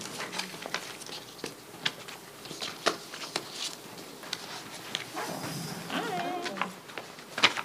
don't even remember the last time I've been in this seat. It's been a minute. Good evening. So I want to go ahead and get started, kind of move through this. Really, my main goals today are to update you in two major areas of curriculum and instruction: the data in our English learning population and what kind of actions we're taking to address some of that. And also, because it is very related, some of the updates within our instructional coaching program. So getting into the ELPs first. These are last year's LPAC scores. Last year was the first year that LPAC was given instead of SELF. And so we have our scores broken down there by the mean scale score, oral and written language, and what that kind of means in terms of the levels. The levels are numbered up there, but they qualify them as a level 4 would be well developed, level 3 would be moderately developed, 2 would be somewhat developed, and minimally developed would be level 1. You can kind of see how it breaks down with our 9th, 10th, 11th, and 12th grade students, remembering that, so as you can see, the average scores tend to fall in the 1 to 2 level category. That is because we are getting newcomer students throughout the years at all grade levels. But what's interesting to note about this, as you're kind of looking at the average and the trends, is that this is last year's data, so 17-18 administration. We give the test in February now. And when they got their results back from this test, they decided actually that they had set the thresholds too low. And so now actually students will have to have a level 4 score mean range to be eligible for reclassification. So as you can see, we've got some students averaging in, the 1500s, high 1400s, and they would need a baseline of, pretty low in the 1600s to be able to meet that. So that is kind of the goal. So breaking these scores down a little bit further, we have the 4 major domains. And you can kind of see how students do across those domains. I want to highlight just 2 particular things that stood out to me, and they might be standing out to you as you're taking a look at it. And that is that overall, our students are doing pretty well in terms of the speaking domain of the test. That is actually the most difficult part of the test to administer because it is done one-on-one, with every single student who's classified as an English learner. And, pretty, marginally well with listening and writing. They really fall down in the reading section of this test, with only 5% of them well developed and whopping 63, almost 64% of them at the beginning level of that. These are on the test just, long passages with multiple choice questions, and so there could be some kind of indication of the difficulty of kind of just getting through a question like that, but it is sort of an area to inform our teachers' practice. Speaking of reclassification though, we are doing fairly well with that. With the students who are meeting that goal in the LPAC scores, from there then they're either going to need a consistent grade point average, teacher recommendation, and either hitting a certain, I think it's near standard or with the SBAC, how far do they have to be up there? Standard met, yeah, on SBAC, or they can take the gains testing to do that. And so they're doing really well. If they can get qualified scores with LPAC, they're following through with the grades, the SBAC scores, or the gain scores, because that number is actually risen steadily. It had a major jump, I believe, last year. It was in like the 120s or something like that, a number of students, after having hovered at around like the 50s, 70s. I think one year we got up to 90. So that's the good news, because reclassification is really important, making sure they have, they no longer are classified as an EL, they can have access to full range of curriculum. Here's the last little piece, though, that kind of brings us into the not so good news, and that is some of the dashboard metrics for them. As you can see, in suspension rates with our English learner students compared to the rest of our students, we're a full 2 levels below. We are suspending higher at a disproportionate rate our English learning students. They're not graduating as much as their peers. And definitely not doing so well in terms of the CASP results with the English language arts and mathematics both. There was a decline in both of their scores for last year. So what are we doing about it? Well, the group of teachers we have that are working on the designated EL scope and sequence. So they're all enrolled as newcomers in a designated and integrated course sequence as long as they are identified as English learners. And the designated course is really when they get that specific targeted attention to the ELD standards. They worked really hard, these teachers, over a couple of summers to take a look at it. This is actually a screenshot of the website where all teachers, even new teachers to our district, can access all of the resources that align and spiral actually to up through ELD 1, 2, and 3. So they're all working on the same kind of skills in those classes. It's just at a little bit more of a sophisticated level of English. What's difficult is actually our integrated ELD classes. So when they're in their science class, their history class, all of those other classes where they're really seeing the same level of standard as their peers who might be native speakers, and sometimes, frankly, they're lost in that environment. So we have English learner TOSAs, although I'll be honest, a lot of the time this year, their time is taken up by assisting with testing, placement, reclassification. It's one of our goals the last time we met and we started talking about allocating their time for next year, that they're going to do a lot more after-school professional development for content EL teachers, so really getting at those integrated courses. Constructing Meaning is now also in its 4th cohort. So that is the professional development that we've been invested in that really gives targeted, direct language support and engagement strategies with English learners and even long-term English learners in mind. But it's a big program. I'm actually a certified presenter for it. I'll be giving the 4th day of training on Thursday. And it's a lot. The feedback we get at the end of each one of these days is, this is so great. I need time. I need time to process this. I need time to figure out what this is going to look like in my classroom. And that is where I would argue that our instructional coaches really come in as job-embedded, sort of more everyday professional development that helps to support. So the last time I stood in front of you guys and talked about instructional coaching, it was a very long time ago, I think like 5 or 6 years ago. Very new to the program, and to be honest, at that point, all the schools were kind of doing their own thing. They were interpreting the coaches in the same way. We've come a long way since then. I'm actually opening up this part of the presentation with a quote from Jim Knight that I'm fond of. And it is actually his model of coaching that we're now using district-wide, and I'm going to get a little into what makes his model special. So first of all, these are the coaches that we currently have, a great group of people. Got to see Kirk Sands in here earlier today with Penny, who is the honorary instructional coach at Thornton. She is at a lot of our meetings and has received the similar training. And their role that they kind of take on. So I really like the way that this graphic is laid out, because in yellow we can see the major role of the coach, and it is to collaborate with teachers, to support them, to be a thought partner, somebody that they can work with through reflection. But we have a lot of these other people that kind of float around the coach that really helps to make them effective.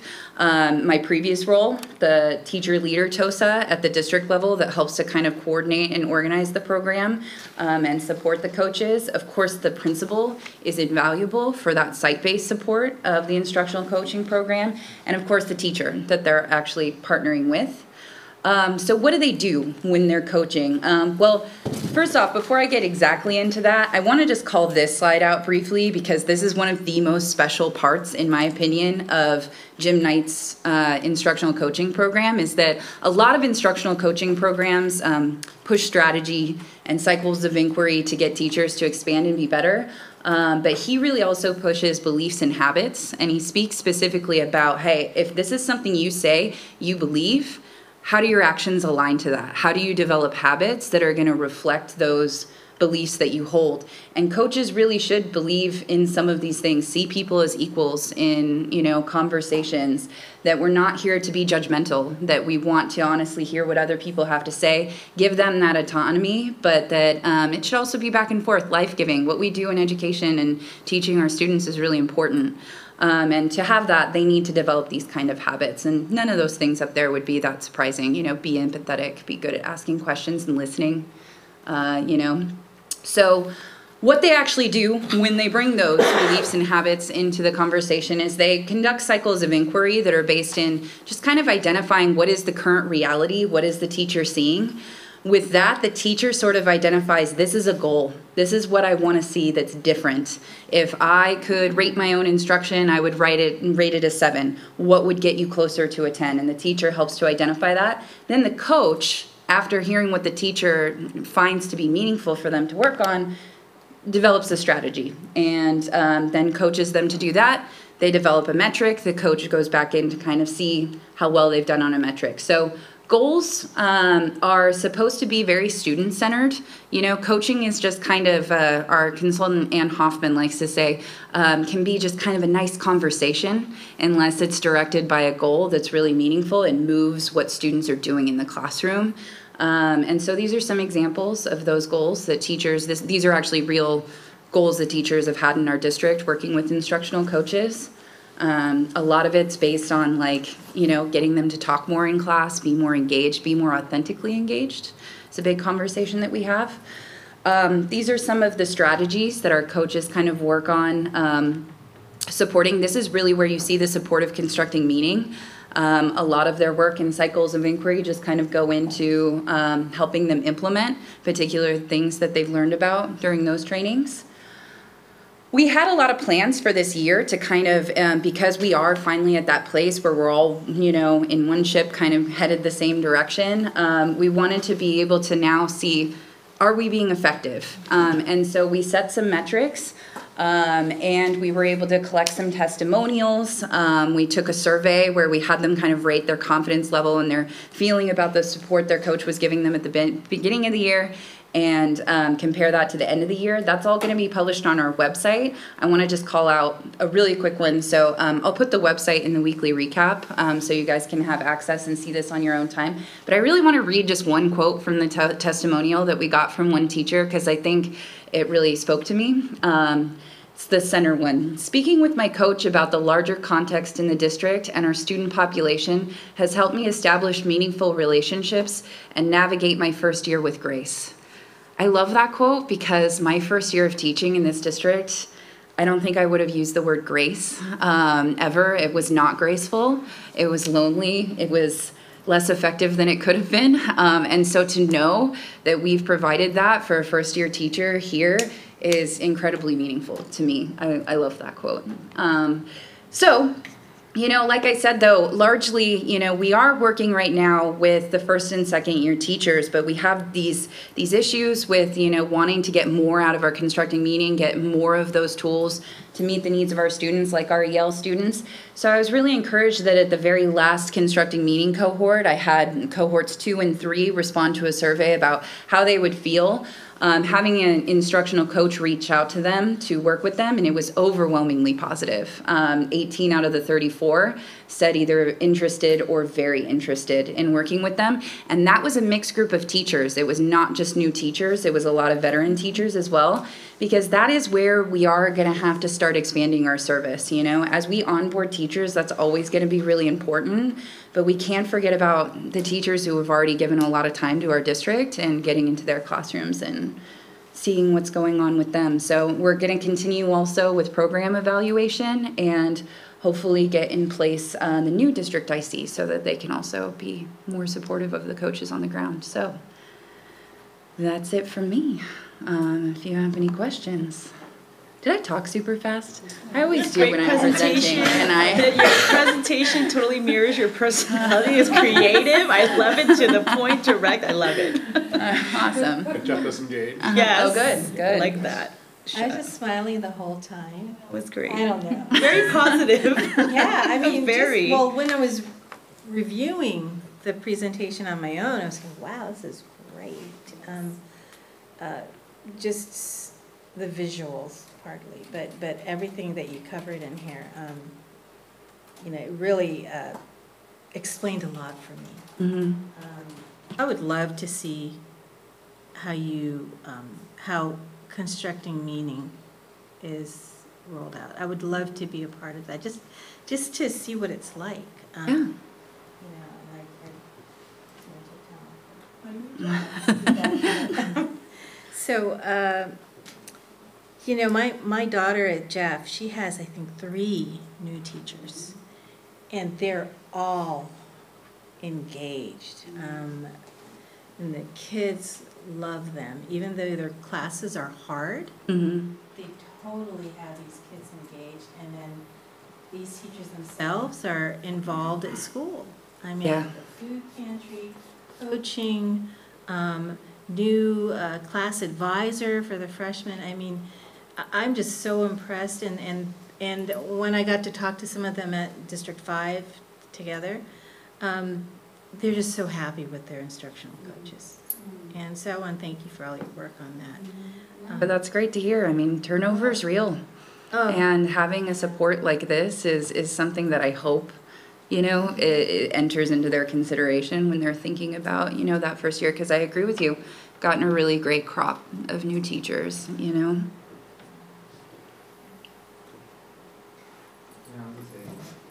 as a teacher, first of all, very good presentation. Yeah, it's very thorough. I think that one of the things a lot of teachers, in my experience, struggle with is being able to have the same goals and then comparatively understand where they play a certain role in the students' academic, social emotional development, all these things. And we think about our students and the diversity of it and all things from, Common Core to, the kind of things we're trying to do with instructional coaching, like supports and on-site. A lot of teachers, we get thrown so much at us that we're like, what do I need, what do I not need? This last slide, I think, is indicative of part of that, because you have some who are not interested, some who are not very interested. We work with enough teachers, so people are like, I'm burned out. I don't need any more professionals to tell me what to do. I'm in a credential program where I finished that. Let me just do my job, and that's understood. But teachers in the same moment will ask for more resources and support in a way that adapts to them.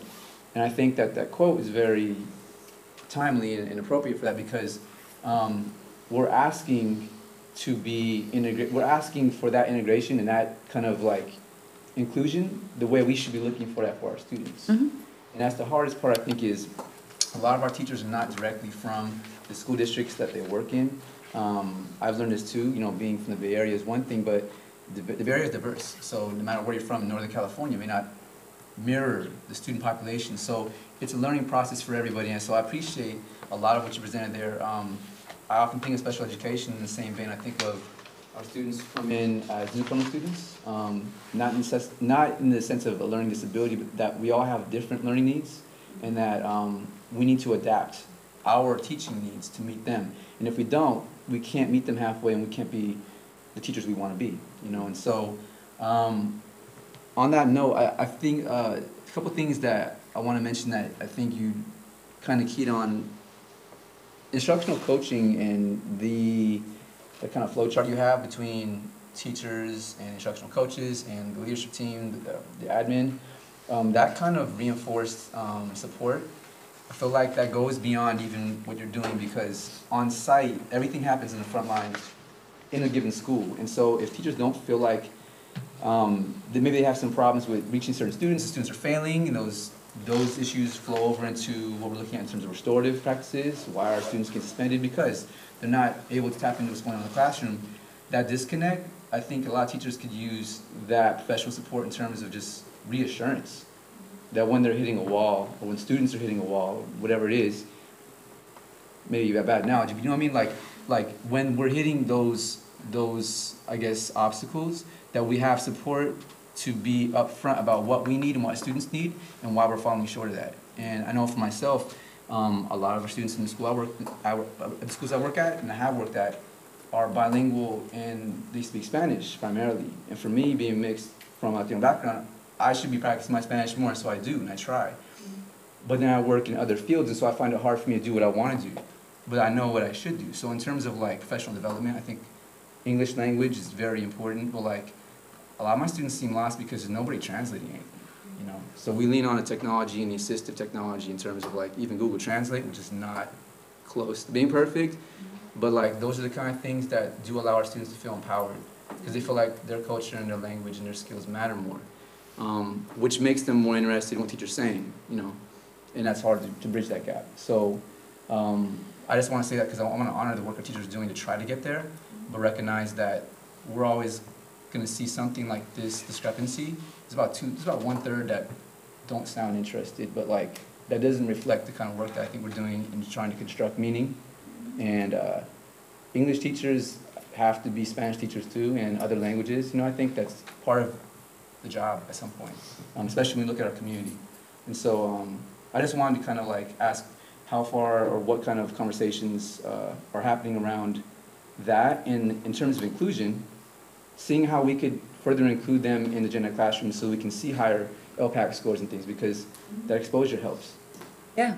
Well, first off, what I like about this chart is that you're right, there are a lot of people who said either they were neutral or not interested. And, you know, one of my philosophies of coaching is that, like, if people can't say no, then a yes doesn't mean anything, you know?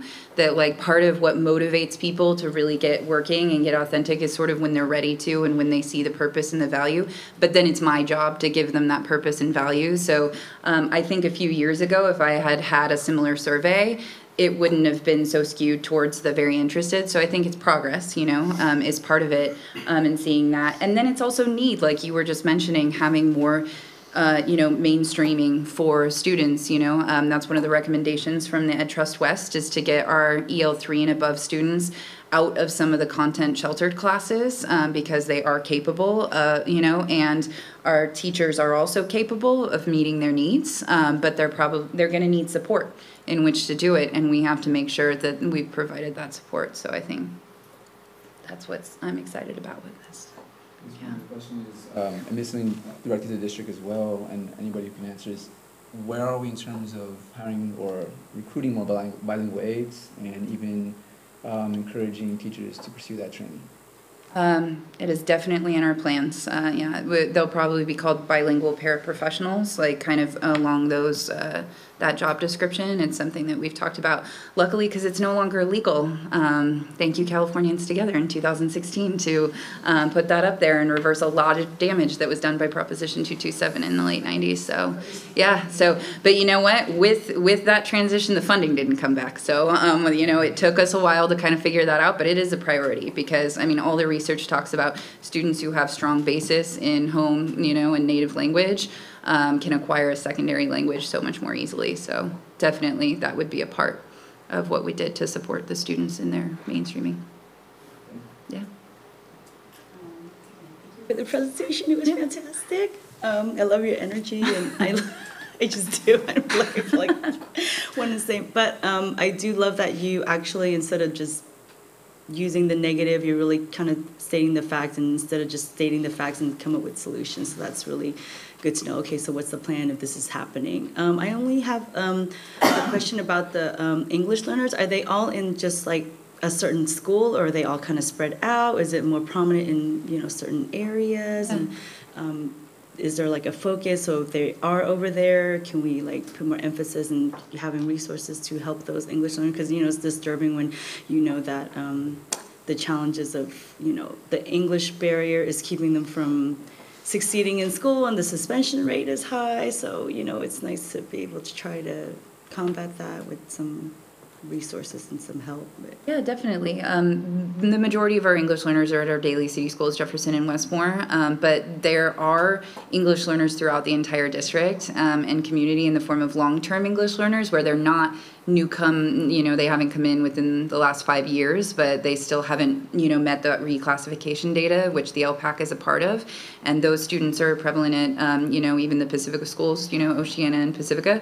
So that's what's actually also good about this, is that initiatives like Constructing Meaning and the instructional coaching support can really be spread out district-wide, you know, and that there really is a reason for everybody to engage with that.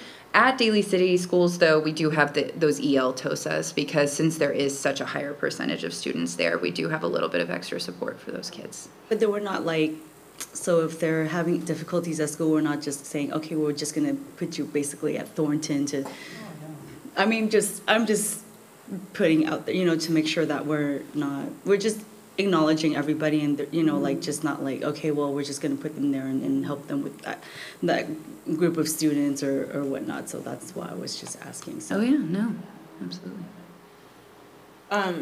So I remember the first presentation. That was an interesting meeting. It was. And I remember at that presentation there was a lot of excitement from the teachers because of the control that they had over the TOSA position. Mm-hmm. And so that is my only question, is how much of that is self-driven and how much of that is district-driven? Mm-hmm. And the getting that balance so that there may be interest from those who may not feel interested, because it's not all district-driven initiatives. It's something where the teachers are feeling like this is something that we would like to have more help or support in. Mm-hmm. I really love that question because it is one of the things that we were also really cognizant of because everybody was so excited and who wanted to put a damper on that. Alex Mullen has been an instructional coach as long as I have at Westmore, and at first she didn't tell me then, but she told me later, like, when you first came to me with all this stuff, Robinson, you know, I thought you were crazy. I wanted to do my own thing, you know, but it came up from a few of us. I mean, I was one of them, you know, I do love to get my way, but I brought the model. Nice. I was really excited.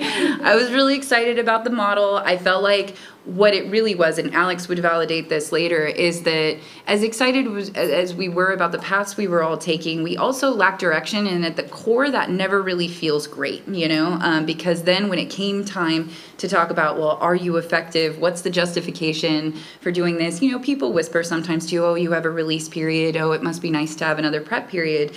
When we were all aligned, we could say, no, here's our model, here's how I use my time, here's measures of effectiveness. And I think that's actually made other people, you know, all the coaches more excited, you know. And plus now, when we have those meetings, we're like a little family. They're my favorite team meetings to have. I mean, not my favorite. I have so many great meetings and so many great people. And I can feel Baca over here, and I'm like, You're on TV. Yeah, I know. This is being recorded. And I love those meetings because they do work so well together, and they have each other as a resource, too, which we didn't necessarily have as an authentic of a reason for previously. So now as new coaches come in and they're kind of onboarded, you know, I think they just get that sense of it, of feeling like, wow, I'm coming into a really well-established, like well-organized program, and they can kind of make that decision if that's something that they want to get involved in and participate in. There is still a lot of flexibility though an instructional coach is working and partnering with a first and second year teacher, they could work about constructing meaning. They can work on something that's more personal to their school site. Like, you know, I was coaching a teacher at Oceana when I was still in the role who wanted to look at maximizing her co-teaching period because she was new to the role. So there is still a lot of site flexibility, I think, in the program too, so that helps. And so I'm wondering, is there a way that we can ask staff, like if they're, you know, as the instructional coach as a resource, is there something that you maybe need more assistance in, or be more willing to access, especially when we're talking about our seasoned teachers, you know, and it doesn't have to be instructional based. Maybe it's like, you know, time management, or maybe it's, you know, self-care. I mean, you know what I'm saying? And like, are there other things that we can move into that are maybe more staff driven and coming more from the staff? And if we could ask. Yeah. We haven't made that consistent across the board at all of the school districts, so that's a good point to kind of bring up with the rest of them. I know it's some of the sites in pockets, because all of the coaches will do after school professional development, and sometimes they'll do stuff during collaboration days too, and so that's how they kind of access all staff. And I know that at Jefferson, and I think at Westmore, I just know for sure, it could have happened at other places, they did send out surveys about interest, and that's how they started building up their topics, because that's why I know Jeff has done a lot of ed tech, like kind of related, Google Classroom kind of stuff, and that came from the basis of some of the more veteran staff saying like, no, this is my need, I got Chrome cards, how am I gonna best utilize those? So, yeah. Yeah, thank you for your work, and I do agree that there needed to be more centralized focus. So I'm, you know, that's just my concern, and one of the areas I want to look at is how do we balance that? How do we give focus but also allow freedom, so that we can really push towards being a place that, you know, we don't have the money but other areas that we can drive in innovation to allow teachers to be the professionals that I know they want to be and have more say in how they run their classrooms and how they're resourced, like how we approach them about different and various resources, so it's not always, you know, so thank you. And for somebody who is not a teacher, who doesn't really, when I hear the terms I don't actually visually understand what this looks like, this was incredibly helpful. Even just reading through it over the weekend, it was a little hard for me to sort of wrap my head around it, but you brought it to life, and it was very helpful for me to now I can at least make a half-hearted attempt to explain it to somebody who doesn't know what this means. Yeah. So this was very good for me, and so I'm grateful for the clarity of the presentation and the thought you put behind it, and the enthusiasm with which you speak. So, thank you very much. Anyone else?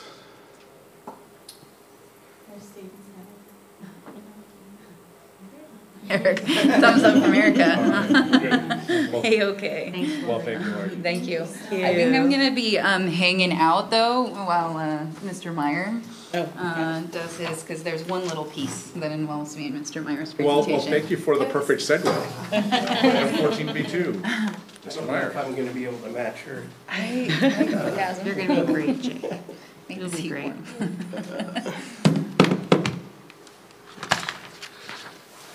Change Here, to am I in your way? presentation, sorry. Normally I'm doing it from back there.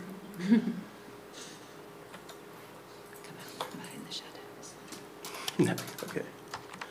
So good evening, members of the board. I'm here tonight to update you on some of the great work we've been doing with technology over the past year, year and a half. I'd like to start out by mentioning that I am a proud product of this district, I graduated in 1990 from Terranova High School. Technology in the district has changed drastically from the time when I was in high school. In my day, there was no school network or internet access. We had a typing lab with real typewriters and one standalone computer lab. Now the district has thousands of devices all connected to one another through a wide area network. Our network and number of devices continue to grow each year. So the purpose of my presentation tonight is to provide an update on how technology plays an integral role in student achievement, to discuss the district's needs to increase technology to enhance teaching and learning. Some of the topics I'm covering tonight are infrastructure, devices, data integration, and instructional technology. So before I get into the infrastructure, the meat of the presentation, I'd like to introduce our team, our technology team briefly. We have our systems engineer, Tim Cummings, who's, in a nutshell, his responsibilities are servers, network switches, firewall, and wireless management.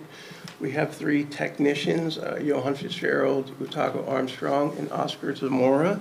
The technicians are responsible for on-site support for online testing, help desk tickets, excuse me, classroom AV support, computer deployment, and Chromebooks.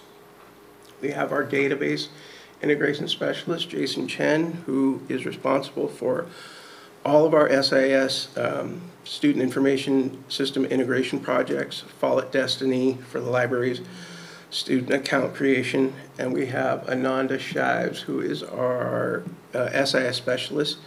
She's responsible for all state reporting, CalPAD, civil rights.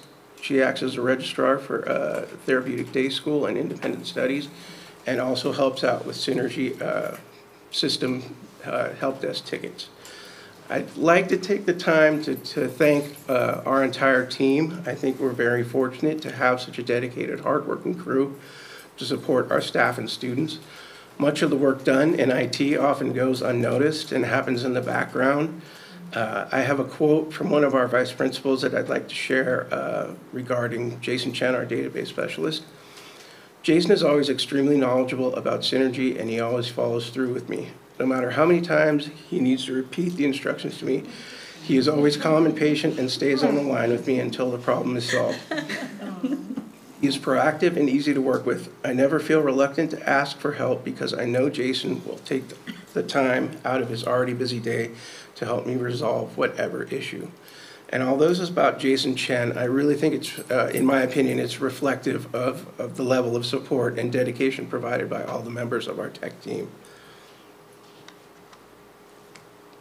Infrastructure. So infrastructure is the backbone of tech. One of the biggest mistakes schools make when deploying or allowing new devices onto their campus and into their classrooms is by not making sure their network infrastructure is up to date and sufficient enough to properly support their users. So this is a slide about our Network Operations Center. As you may remember, on February 14th this year, Westmore High School lost power at approximately 5 a.m. due to a storm, which resulted in the cancellation of school for the day. Westmore High School happens to be the data center for the entire district. It's also the location of our Synergy student information system, our Exchange email server, our firewall, and our wireless routers for every site. every site that connects to it. Westmore has 2 important systems in place that prevented the loss of connectivity to all sites. Our battery backup, which is on the left, is designed to provide uninterrupted power during the transition from utility power to generated power, and is capable of providing up to 7 hours of battery backup power. We also have a dedicated generator located on the right, which supplies power when utility power is not available. So essentially the battery backup that supplies 7 hours only needs to get us through when the power fails and when the generator kicks on. So the generator's only limited to the amount of fuel we have in there, so that's what really saved our butt on that day. Excuse my language. Oh my goodness. Are those the tech terms? You might be wondering why Westmore is the hub of our district. Our wide area network is configured in a star topology with Westmore acting as its core. All sites connect to Westmore for local area network resources or are routed out via the 10 gigabit internet connection. Although most school districts choose their district office as a location for their network operations center, ours happens to be at Westmore for a couple of reasons. One of them is back in the late 1990s, the Jefferson Union High School District chose Westmore High School as a location for the first network computer lab in the district. The project was spearheaded by an English teacher who later became the first director of technology and by a Westmore math teacher with a programming background. One of the reasons Westmore is a hub of our district is simply because that teacher that started it all needed to be close to the servers and networking equipment should something need attention while he was teaching. Is that Lee? Yeah, Lou Silverman. Yeah. Who is Lee? Lou. Lou Silverman. Silverman. Lou Silverman. Yeah. So getting into the upgrades now, the internet connection. Our connection to the internet before our upgrade was 1 gigabit. This equals 0.22 megabits per second. Sorry for all the terms here. And it was not meeting the 1 megabit per student target for media-rich technology use. So this is a graphic from a website called the Education Superhighway. It shows the recommended bandwidth per student and where we are in terms of meeting the 1 megabit per student recommendation, where technology is fully integrated into teaching and learning throughout the school. So our new 10 gigabit connection to the internet provides 2.2 megabits per student, and that more than doubles the 1 megabit student recommendation by the Education Superhighway. So if you can see the where it starts to turn green there up to almost where we are, that is the recommended zone. So we are well above with our new internet connection for throughput per student. So another area where we needed infrastructure upgrades was the connection between the buildings. So each building needs to connect to the MDF or the main hub over fiber. And with the 1 gigabit uplinks, it was a bottleneck, and with all the added access points, we really needed to upgrade that to 10 gigabit as well. So we upgraded existing fiber backbone to 10 gigabit at each site to support increased wireless traffic demands. We eliminated bottlenecks created by the old 1 gigabit fiber connection. This new upgrade provides adequate throughput for future high-resolution network-connected surveillance systems, which you might have heard we're in the works of getting. So the next slide is installing a wireless access point in each classroom. We had to install the cabling to support 1 access point per classroom. This provides support for 80+ wireless devices per access point or classroom, ensures adequate wireless coverage for online testing such as CASP using Chromebooks, adds capacity to support multiple devices per student and teacher. We're also right now working on upgrading the staff computers. We have a batch of them in right now and are doing the best we can to get them rolled out. But many of our staff computers are aging beyond their usable life and are in need of replacement. 284 computers are at least 5 years old. Staff need well-performing computers to do their jobs efficiently and be able to run the latest operating systems and software. Replacement computers are micro form factor, mounting behind the monitor, saving precious desktop space. Additional features include a built-in webcam with speakers for collaboration and onboard wireless for areas with no wired connection. Moving on to devices. So the standard configuration in our classroom available to all teachers is one teacher computer, one projector, one document camera, one VoIP telephone, one set of speakers, one access point, and at least one wired connection. Having this configuration in every classroom, 100% throughout the district, meets one of our LCAP goals regarding teacher access to technology in the classroom. We also have some specialized CTE labs with specialized equipment. Our CTE classrooms have specialized equipment and configurations. This pictured is a digital arts lab at Jefferson High School. It features lab computers with more RAM, faster processors, graphic design software, as well as 2 interactive projectors and 1 standard ceiling-mounted projector. Other CTE classes have dedicated laptop carts for student use and powerful teacher stations for robotics, coding, computer-aided design, and 3D printing. This is the number of devices in the district. As you can see, we have 2,020 Chromebooks, 1,675 Windows machines, 35 iPads, 361 wireless access points, 93 network switches, and 282 classroom projectors. Our systems engineer and our team of technicians are responsible for support, maintenance, and upgrade to all of these devices. Data integration. So this is a short list of all of the software programs that our data processing team supports. Our data processing team is responsible for managing, maintaining, upgrading, and supporting many systems. Although most of these services are hosted off-site by third-party companies, they still require constant attention from our team. Some of these systems require integration with our student information system, which is often time-consuming and presents unique difficulties in getting 2 databases to connect and share data as needed. Other systems without integration require manual uploads to keep accounts current through the school year. Our student information system requires the most attention when compared to other systems. There are constant patches and updates released to fix bugs, often creating new issues and increasing the number of help desk tickets. Our database specialist, Jason Chen, is responsible for all these upgrades, maintenance, and integration, and help desk support to our staff and teachers. So instructional technology is the branch of education concerned with the scientific study of instructional design and development. The main purpose of instructional designers is to create an engaging, effective learning experiences. Although it's a work in progress, having the infrastructure upgrades in place is essential to the success of increasing access to technology district-wide. Next, this is kind of what we're working on in the future, so kind of the next steps would be going one-to-one.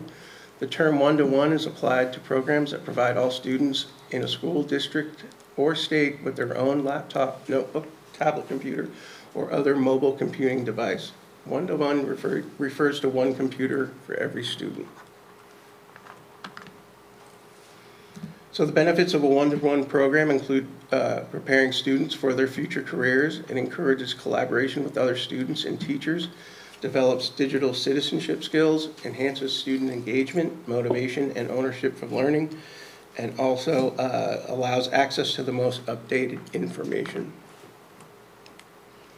So Ms. Robinson and I sent out a parent survey to our incoming 8th grade parents to kind of get a feeling for what devices may be coming into the network. The goal, as you can see, 50.3% answered yes to has your student received a device from your middle school to use at home. And we asked if yes, what device was received, and 47.7% said they had Chromebooks.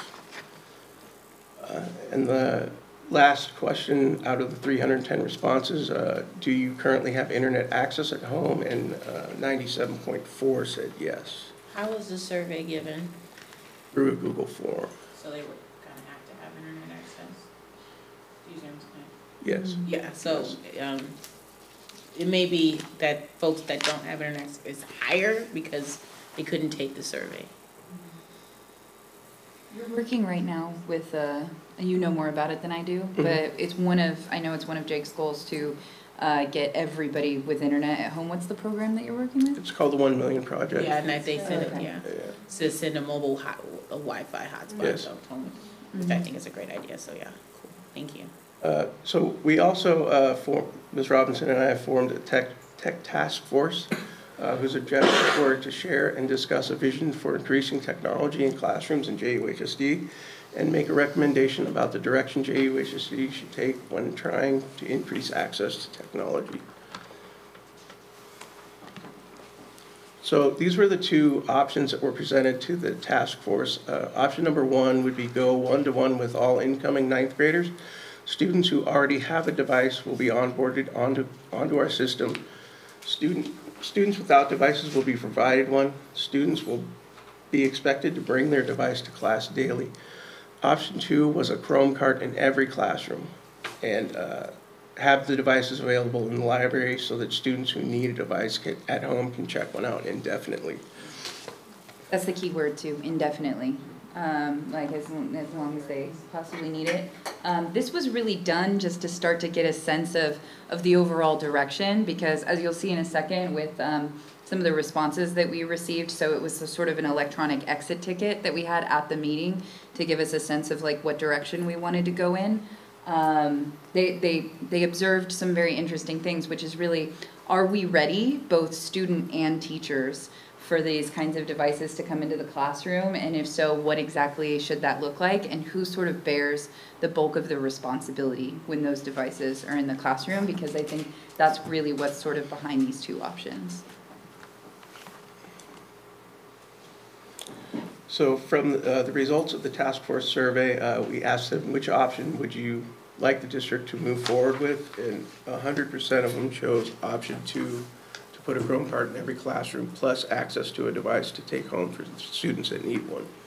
And that was a typo on there that says in every 9th grade classroom in option 2, just so you know, that we clarified that. Who's on the task force? It was comprised of an administrator, a teacher, the site tech coordinator, at least one from each high school. We did have pretty good representation, and we had some students too. Yeah, not as many as I would have liked, and that is another thing that this was just sort of for a task force. It was just to start to get a sense of the temperature of the district. As Jake will mention in a minute, we still would like to give a staff-wide survey and a student-wide survey to get more input as well.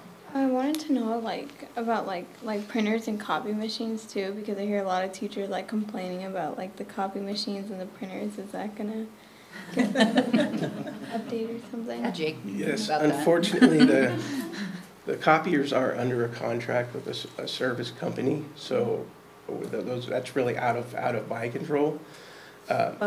Maybe we could I know Google Docs, and people are thinking in the future we won't even need paper, so maybe that. Yeah. Well, I would want to ask you that question. Do you feel like your teachers less and less are requiring that you turn in paper versions, or are they still? Well, not with my English class. Well, it's actually weird. I'm taking 2 English classes, so with one, he does everything on the documents, but with the other, we have to turn in everything in paper. So it's a little bit of both, so I don't know which one would be. So I'd like to share two of the comments or feedback that we got from the Tech Task Force Committee.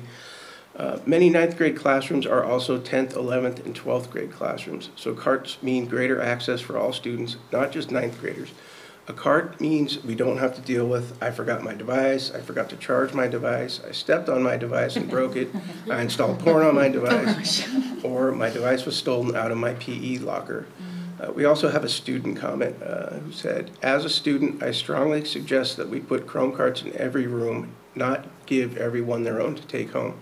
Students will forget their devices, lose them, and not charge them. This can hinder learning more than it would help if learning for the day depends on the Chromebook that they now don't have access to because of the reasons above. With a cart, we can guarantee that every student will always have access to technology, which is our main goal. These are responses were definitely like hinged though on that idea that we would have that cart available in the library for students to still have access to take home, because we don't want to lose sight of that. That was a major advantage of the other direction to go, is that we don't want to absolutely count on students having access to something at home on their own. And so we would have to come up with a system to make sure students had easy access to that still. But yeah, just throwing that out there. So the next steps for one-to-one would be, as Ms. Robinson mentioned, would be to get additional input from other stakeholders, teachers and students through a survey, maybe not online. Yeah. But find another way to get it out there. Create a one-to-one implementation plan that includes professional development, digital citizenship, and protocols for checking out devices. And finally, provide that free internet access to qualifying students that we talked about. And that is it for me. So just to address the copiers, they're up for renewal this summer. So right now I'm talking with a couple of different providers to see if we're getting the best product we can, and making sure that the schools have adequate access to copiers. And Jake is talking with one of the providers about, what's it called, paper cut? Paper cut, it's a system where they have a scanner on the copier and everybody gets a card. So no print jobs go directly to the copier until you go up and put your card in, and then you can pick which ones you want to dump or... Yeah, so you can just throw it into the cloud, go to whatever printer is available, scan your card, and it would come out that way. It would also solve the problem. We do provide printers to all of our SPED classes because of confidentiality and having to send the job over there and then maybe somebody picking it up. So it would also help with that, the cost of having the printers for all the SPEDs, because they would be able to go up and get the job right on the spot. I have that at work. It's fantastic. Yeah, it's fantastic. It's in our security badge, so that's what we use to scan. And then all the other thing is that also when you're scanning documents to send to yourself, you just add in, you just put it in, and then put it in. It automatically knows to email it to you. You don't have to type anything in. So, yeah, I support this system. Would the printers be student accessible, or is it just for staff? Sorry, student accessible, or is it just for staff? So what we mainly provide are network printers in common areas, like a lab. We're trying to really get away from like individual printers on teachers' desks because of the cost of printing, and the cost of toner is outrageous right now. A page printed on a printer costs the district around 7 cents, and I think if you put it through a copier, it's fractions of a cent. And then color printing through a laser jet is like 25 cents a page. So we're really trying to cut back on the number of printers, and hopefully with this program we would be able to maybe have more copiers located around the school, so you don't have to go to one central location to use them.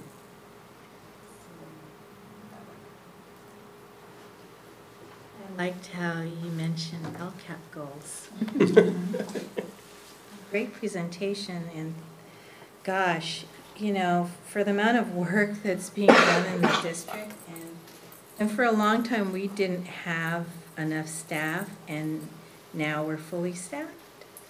Although it's Herculean what you guys are doing. It's amazing, and I know there's so much that goes on behind the scenes that we don't know about. But I really appreciate your communication to us, you know, all the time.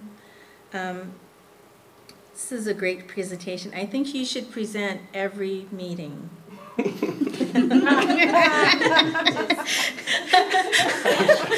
no. It's such a long day today, and I went at the end. I think I'm getting sick. My voice is all cracked. So just please thank the entire staff for all the work that they're doing, what you're doing. Thank you so much. Okay, I'll play the recording. And I mean, just the visuals, I was like, whoa, he put in pictures. This is good. Yeah, I mean, it explains so much. It explains so much. Thank you so much. I was like, I finally get to see who's who in the presentation. I think it's the first time I've ever seen that in a public setting, like, so I appreciate recognizing the entire staff. And there are people, of course, who maybe aren't named there, but that do work across the district, and I want to appreciate that. Because as a teacher, you can't do anything with technology. When the Wi-Fi goes down, I mean, we all know how to go old school and get the job done, but so much depends on that. And our students look to that too. Even Wi-Fi, when they shouldn't be using it for other reasons, is one of the things I noticed last year at Paulicitas. We had a one-to-one that was completing this year. And so those issues that you brought at the end is very true. Some students were like, didn't even want to use their Chromebook. Some loved it. Some were like, I need it, but I don't have Wi-Fi at home that's solid. So getting that Wi-Fi at home is a big thing. And I think that is, I'm glad people are pointing it out. That's just equity in the community. And so the school districts can provide that is a big thing, because cities and counties aren't there yet. And so that's kind of falls on us, and so I'm glad we're doing that. The other part is responsibility, digital citizenship, and PD, like digital literacy, just like we're talking about special education, about ELD and constructive meaning, professional development altogether. It's a generational, I want to call it, is a digital gap in some ways, but in terms of like integrating that, Google's great, but our students, social media, understanding the trappings of the world through their cell phone. There's already a 1-to-1 ratio with their parents buying them cell phones at the age of whatever, elementary, middle school age. So that comes with all the professional development and I think social responsibilities that everybody carries, but students are pretty tech and media savvy, so getting them to understand the power of using this for instructional development and, you know, like their academic development is really big. One thing I noticed last year working in the middle school level is internet security, so filters and firewalls. Those things will always be an issue. The higher speed, you know, you have in terms of access, and the more access you have, I think the more we have to be vigilant in terms of like protecting our students and families, you know, from things that they may not think they have access to, or even to scams and whatnot. A lot of my students are getting phone calls on their phones. Those are the kind of things that I feel like with getting them access, it creates, I don't want to say obstacles, but definitely distractions. And so like providing those steps for teachers to understand like technology is definitely an asset, and it's probably the primary lens that I think a lot of students want to view things through. They like PowerPoints actually. It's crazy, but a lot of my students actually pay more attention sometimes when they see something digital in front of them. So thank you for the presentation. And looking forward to the input from all stakeholders too. I think students have a lot of good ideas around that. Okay. Just really quick. Thank you, Jake, for everything you do. I remember I was sitting in your office after I was getting onboarded, and it took a good at least couple of hours to get everything situated. So I can attest to all the things that you guys do, and I really do appreciate and keeping and being a representative of all the technology that we have to beware of, because things go obsolete so quickly. So definitely, I appreciate you and everything you guys do. So thank you. Just to feedback on that, I mean, I remember when we had our first IT presentation with Mr. Bettis, and he showed us the picture of the server room. It didn't look like this. Didn't look like that at all. It was scary. Like the servers were on the floor. So to see we definitely came. Sorry to interrupt, but we definitely came from those days. Yeah, yeah. You can see where it was before. Yeah, it was pretty. It was pretty bad. So to see how far the IT has come in our district just in the time that I've been on the board, it's been phenomenal. And I know, again, talking about coming in the middle of transition and huge turmoil when you were hired. And just hearing from the staff about how they felt about how the IT department was responding to their requests to now how they feel about it, it's been night and day. So, and that's been largely due to your leadership. So thank you so much for everything that you do for the district and the entire team on how focused, even, you know, I started following the IT Twitter. I mean, just to get the updates there. I mean, it's really cool. It's, so sometimes I'm able to answer questions just for our teachers that aren't on Twitter, and they go, why isn't something working? I'm like, well, he just tweeted out that such and such is happening. So I mean, that's just, it's all forms of service, not just a service to repair something, but also communication, which was lacking, is vital. So a few questions that I have on one-to-one are, So one-to-one is controversial, right? And I think that is largely due to the district's preparation before they go into one-to-one. So this is not particularly for you, Jake, but the plan on how we're going to do the PD, I think, is the key piece here. And that I know that, you know, we came from a district where we did the tour with equity, where that school, every teacher had a very high level and a baseline level of proficiency on dealing with one-to-one classrooms. And so what I don't want to see happen is that we move to one-to-one and that becomes an equity issue dependent on the teacher's ability to go one-to-one in their classrooms, because they haven't been trained. And some teachers right now, like if you even look at the use of synergy, you can see who the tech-savvy teachers are and who aren't, you know, how well they're able to use some of the current systems.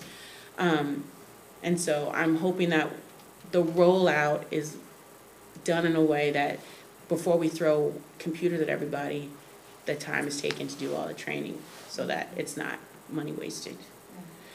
And then the other question, I was like, how are we paying for this? Is this, is it still the tech bond? Okay.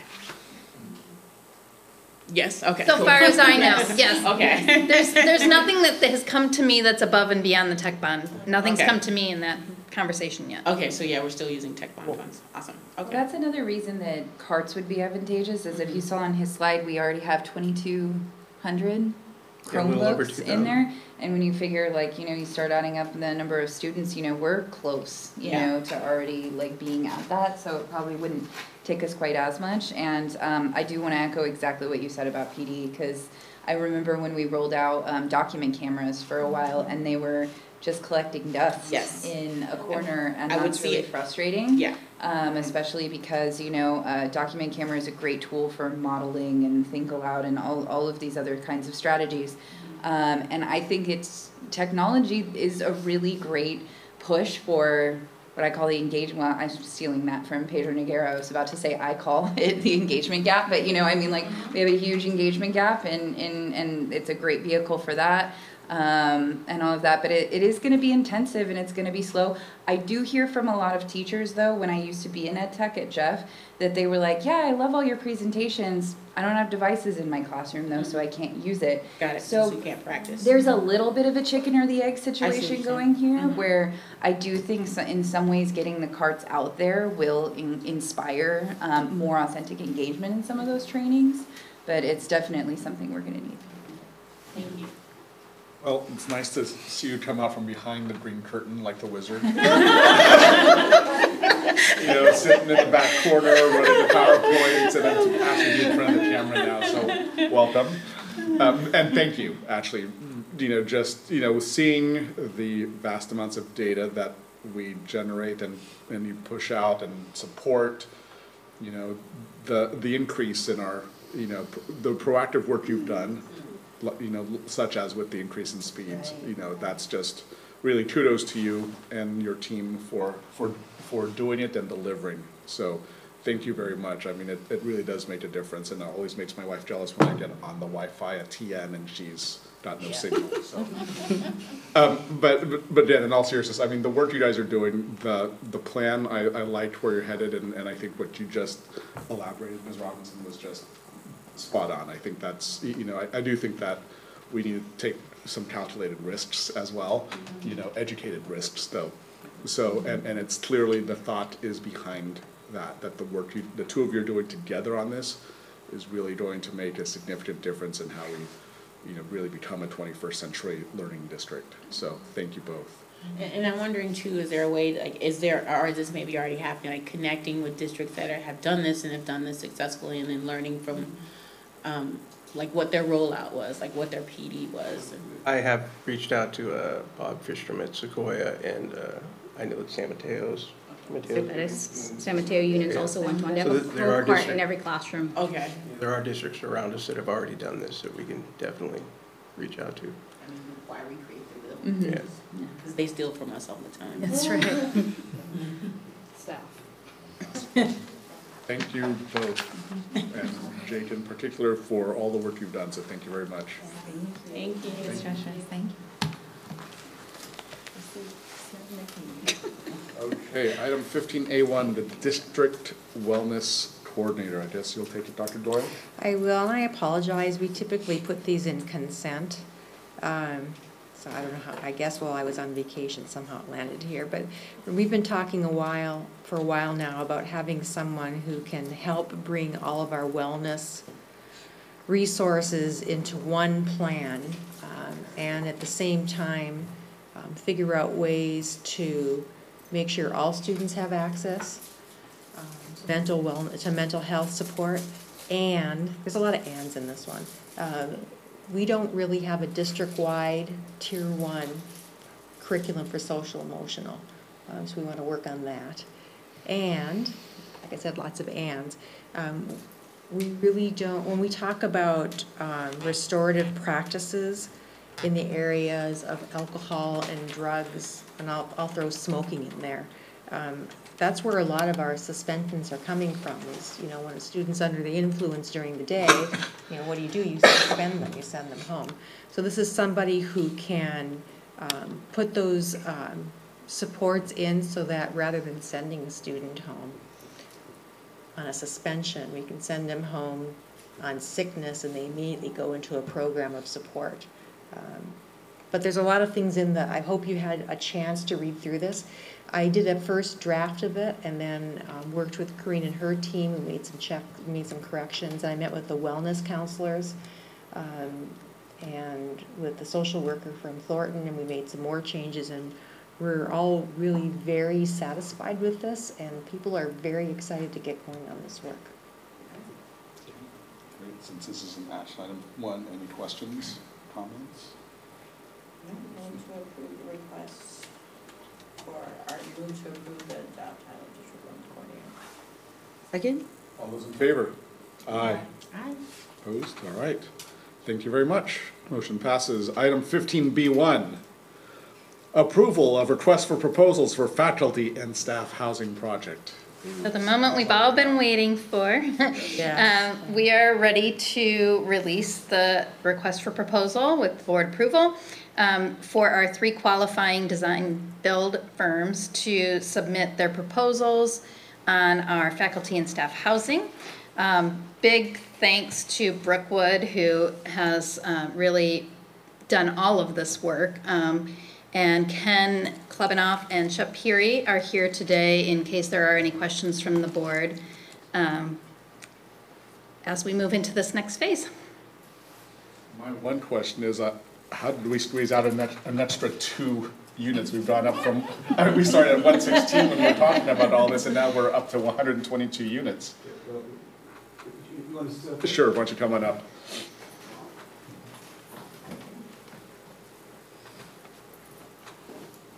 Thank you. Before I answer that question, I just want to say that you all are a wonderful client. Very decisive and very, very easy to work with, and we appreciate it, and we are honored to be working on this project.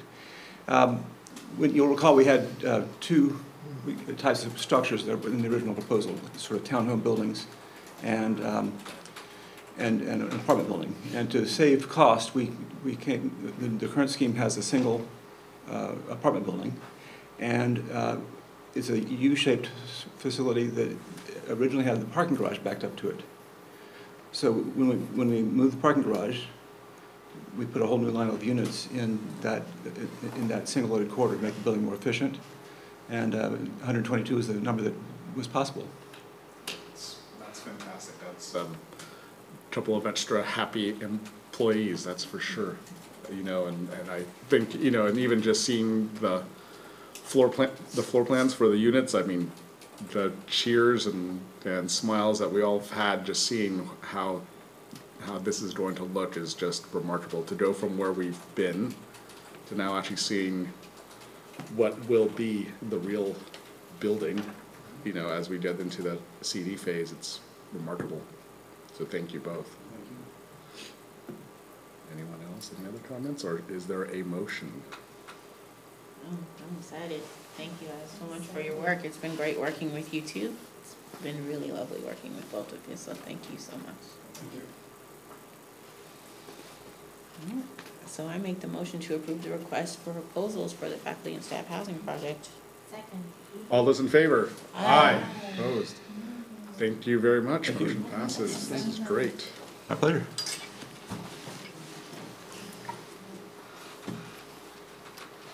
Okay, item 15C1, biology, the Living Earth textbook adoption. Ms. Baca. So last year in the spring of 2018, the biology teacher started looking at NGSS materials. However, at that time, there were no materials aligned to the California NGSS. So it wasn't, or pretty much all throughout the summer, our biology teachers spent time developing and curating curriculum that they were going to teach this year. And it wasn't until the late fall when the California NGSS curriculum had been published. So on March 19th, 10 biology teachers representing from all sites, also English learners and special education, came together and used a rubric to review 3 materials from 3 publishing companies. So they're Houghton Mifflin Harcourt, Miller and Levine, and Biozone. And after much deliberation, the teachers we talked about what really is in the material that they are really looking for to make sure that, this is their top priority. So all of them agreed that they want to look for materials that supports the needs of diverse learners. So with all of that, we discussed it, and they said that they wanted a little bit more time to go back to their site and talk with their other biology teachers. And so 2 weeks later, they took a vote. 9 out of the 10 participants voted, and 9 out of 10 chose Houghton Mifflin Harcourt as their #1 choice. So they chose the textbook because of the following reasons. HMH has authors from Berkeley that were actually part of the creation of NGSS. A student could use his or her phone to download materials to use offline. HMH has unit assessments aligned to the CAST, which is an added benefit. It would be difficult for a single teacher to replicate independently. And more importantly, has materials designated, it has materials for designated ELD and provides structures and routines used in constructing meaning. And finally, it clearly shows the basic tenets of NGSS written from scratch to reflect NGSS, unlike Miller and Levine, which is very similar to the old edition. Biozone is too sketchy and does not offer enough content for AP-bound kids. HMH can be used as print only, but at the same time, it offers a lot of digital support and supplementary activities. So based on this recommendation of the Biology Textbook Committee, it is the recommendation of the administration that Houghton Mifflin Harcourt is the text that will be adopted for the Biology NGSS course starting next year.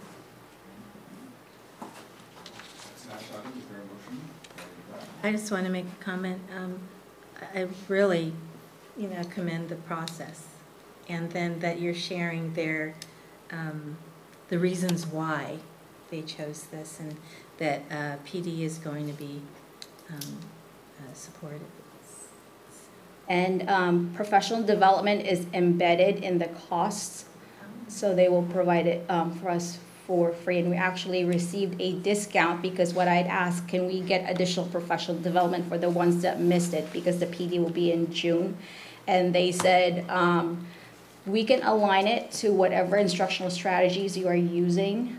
And because of that, if you suggest PD opportunities for us, we will give you a discount. So we did get discount because of that. Motion? Go ahead. Motion to approve? Second? All those in favor? Aye. Opposed? Very good, motion passes. Item 16, consideration of future agenda items. Any takers? All right, then, moving on to item 17. We adjourn tonight's meeting in honor of Michael Page, who passed away on April 2nd, 2019. Mr. Page was the husband of JHSD retiree Kathy Page. Kathy was a director of data processing with JHSD for over 25 years. Michael Page worked for the county of San Mateo for 20 plus years. He was also a bonsai teacher and a member of the bonsai group in San Mateo. We send our condolences to Kathy Page, the Page family, and a host of friends and loved ones. Is there a motion to adjourn? Motion to adjourn. Second. All's in favor? Aye. All right.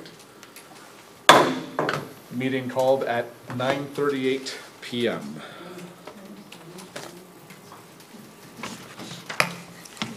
Good meeting. Yeah, a lot done. Thank you for hanging out. I know that was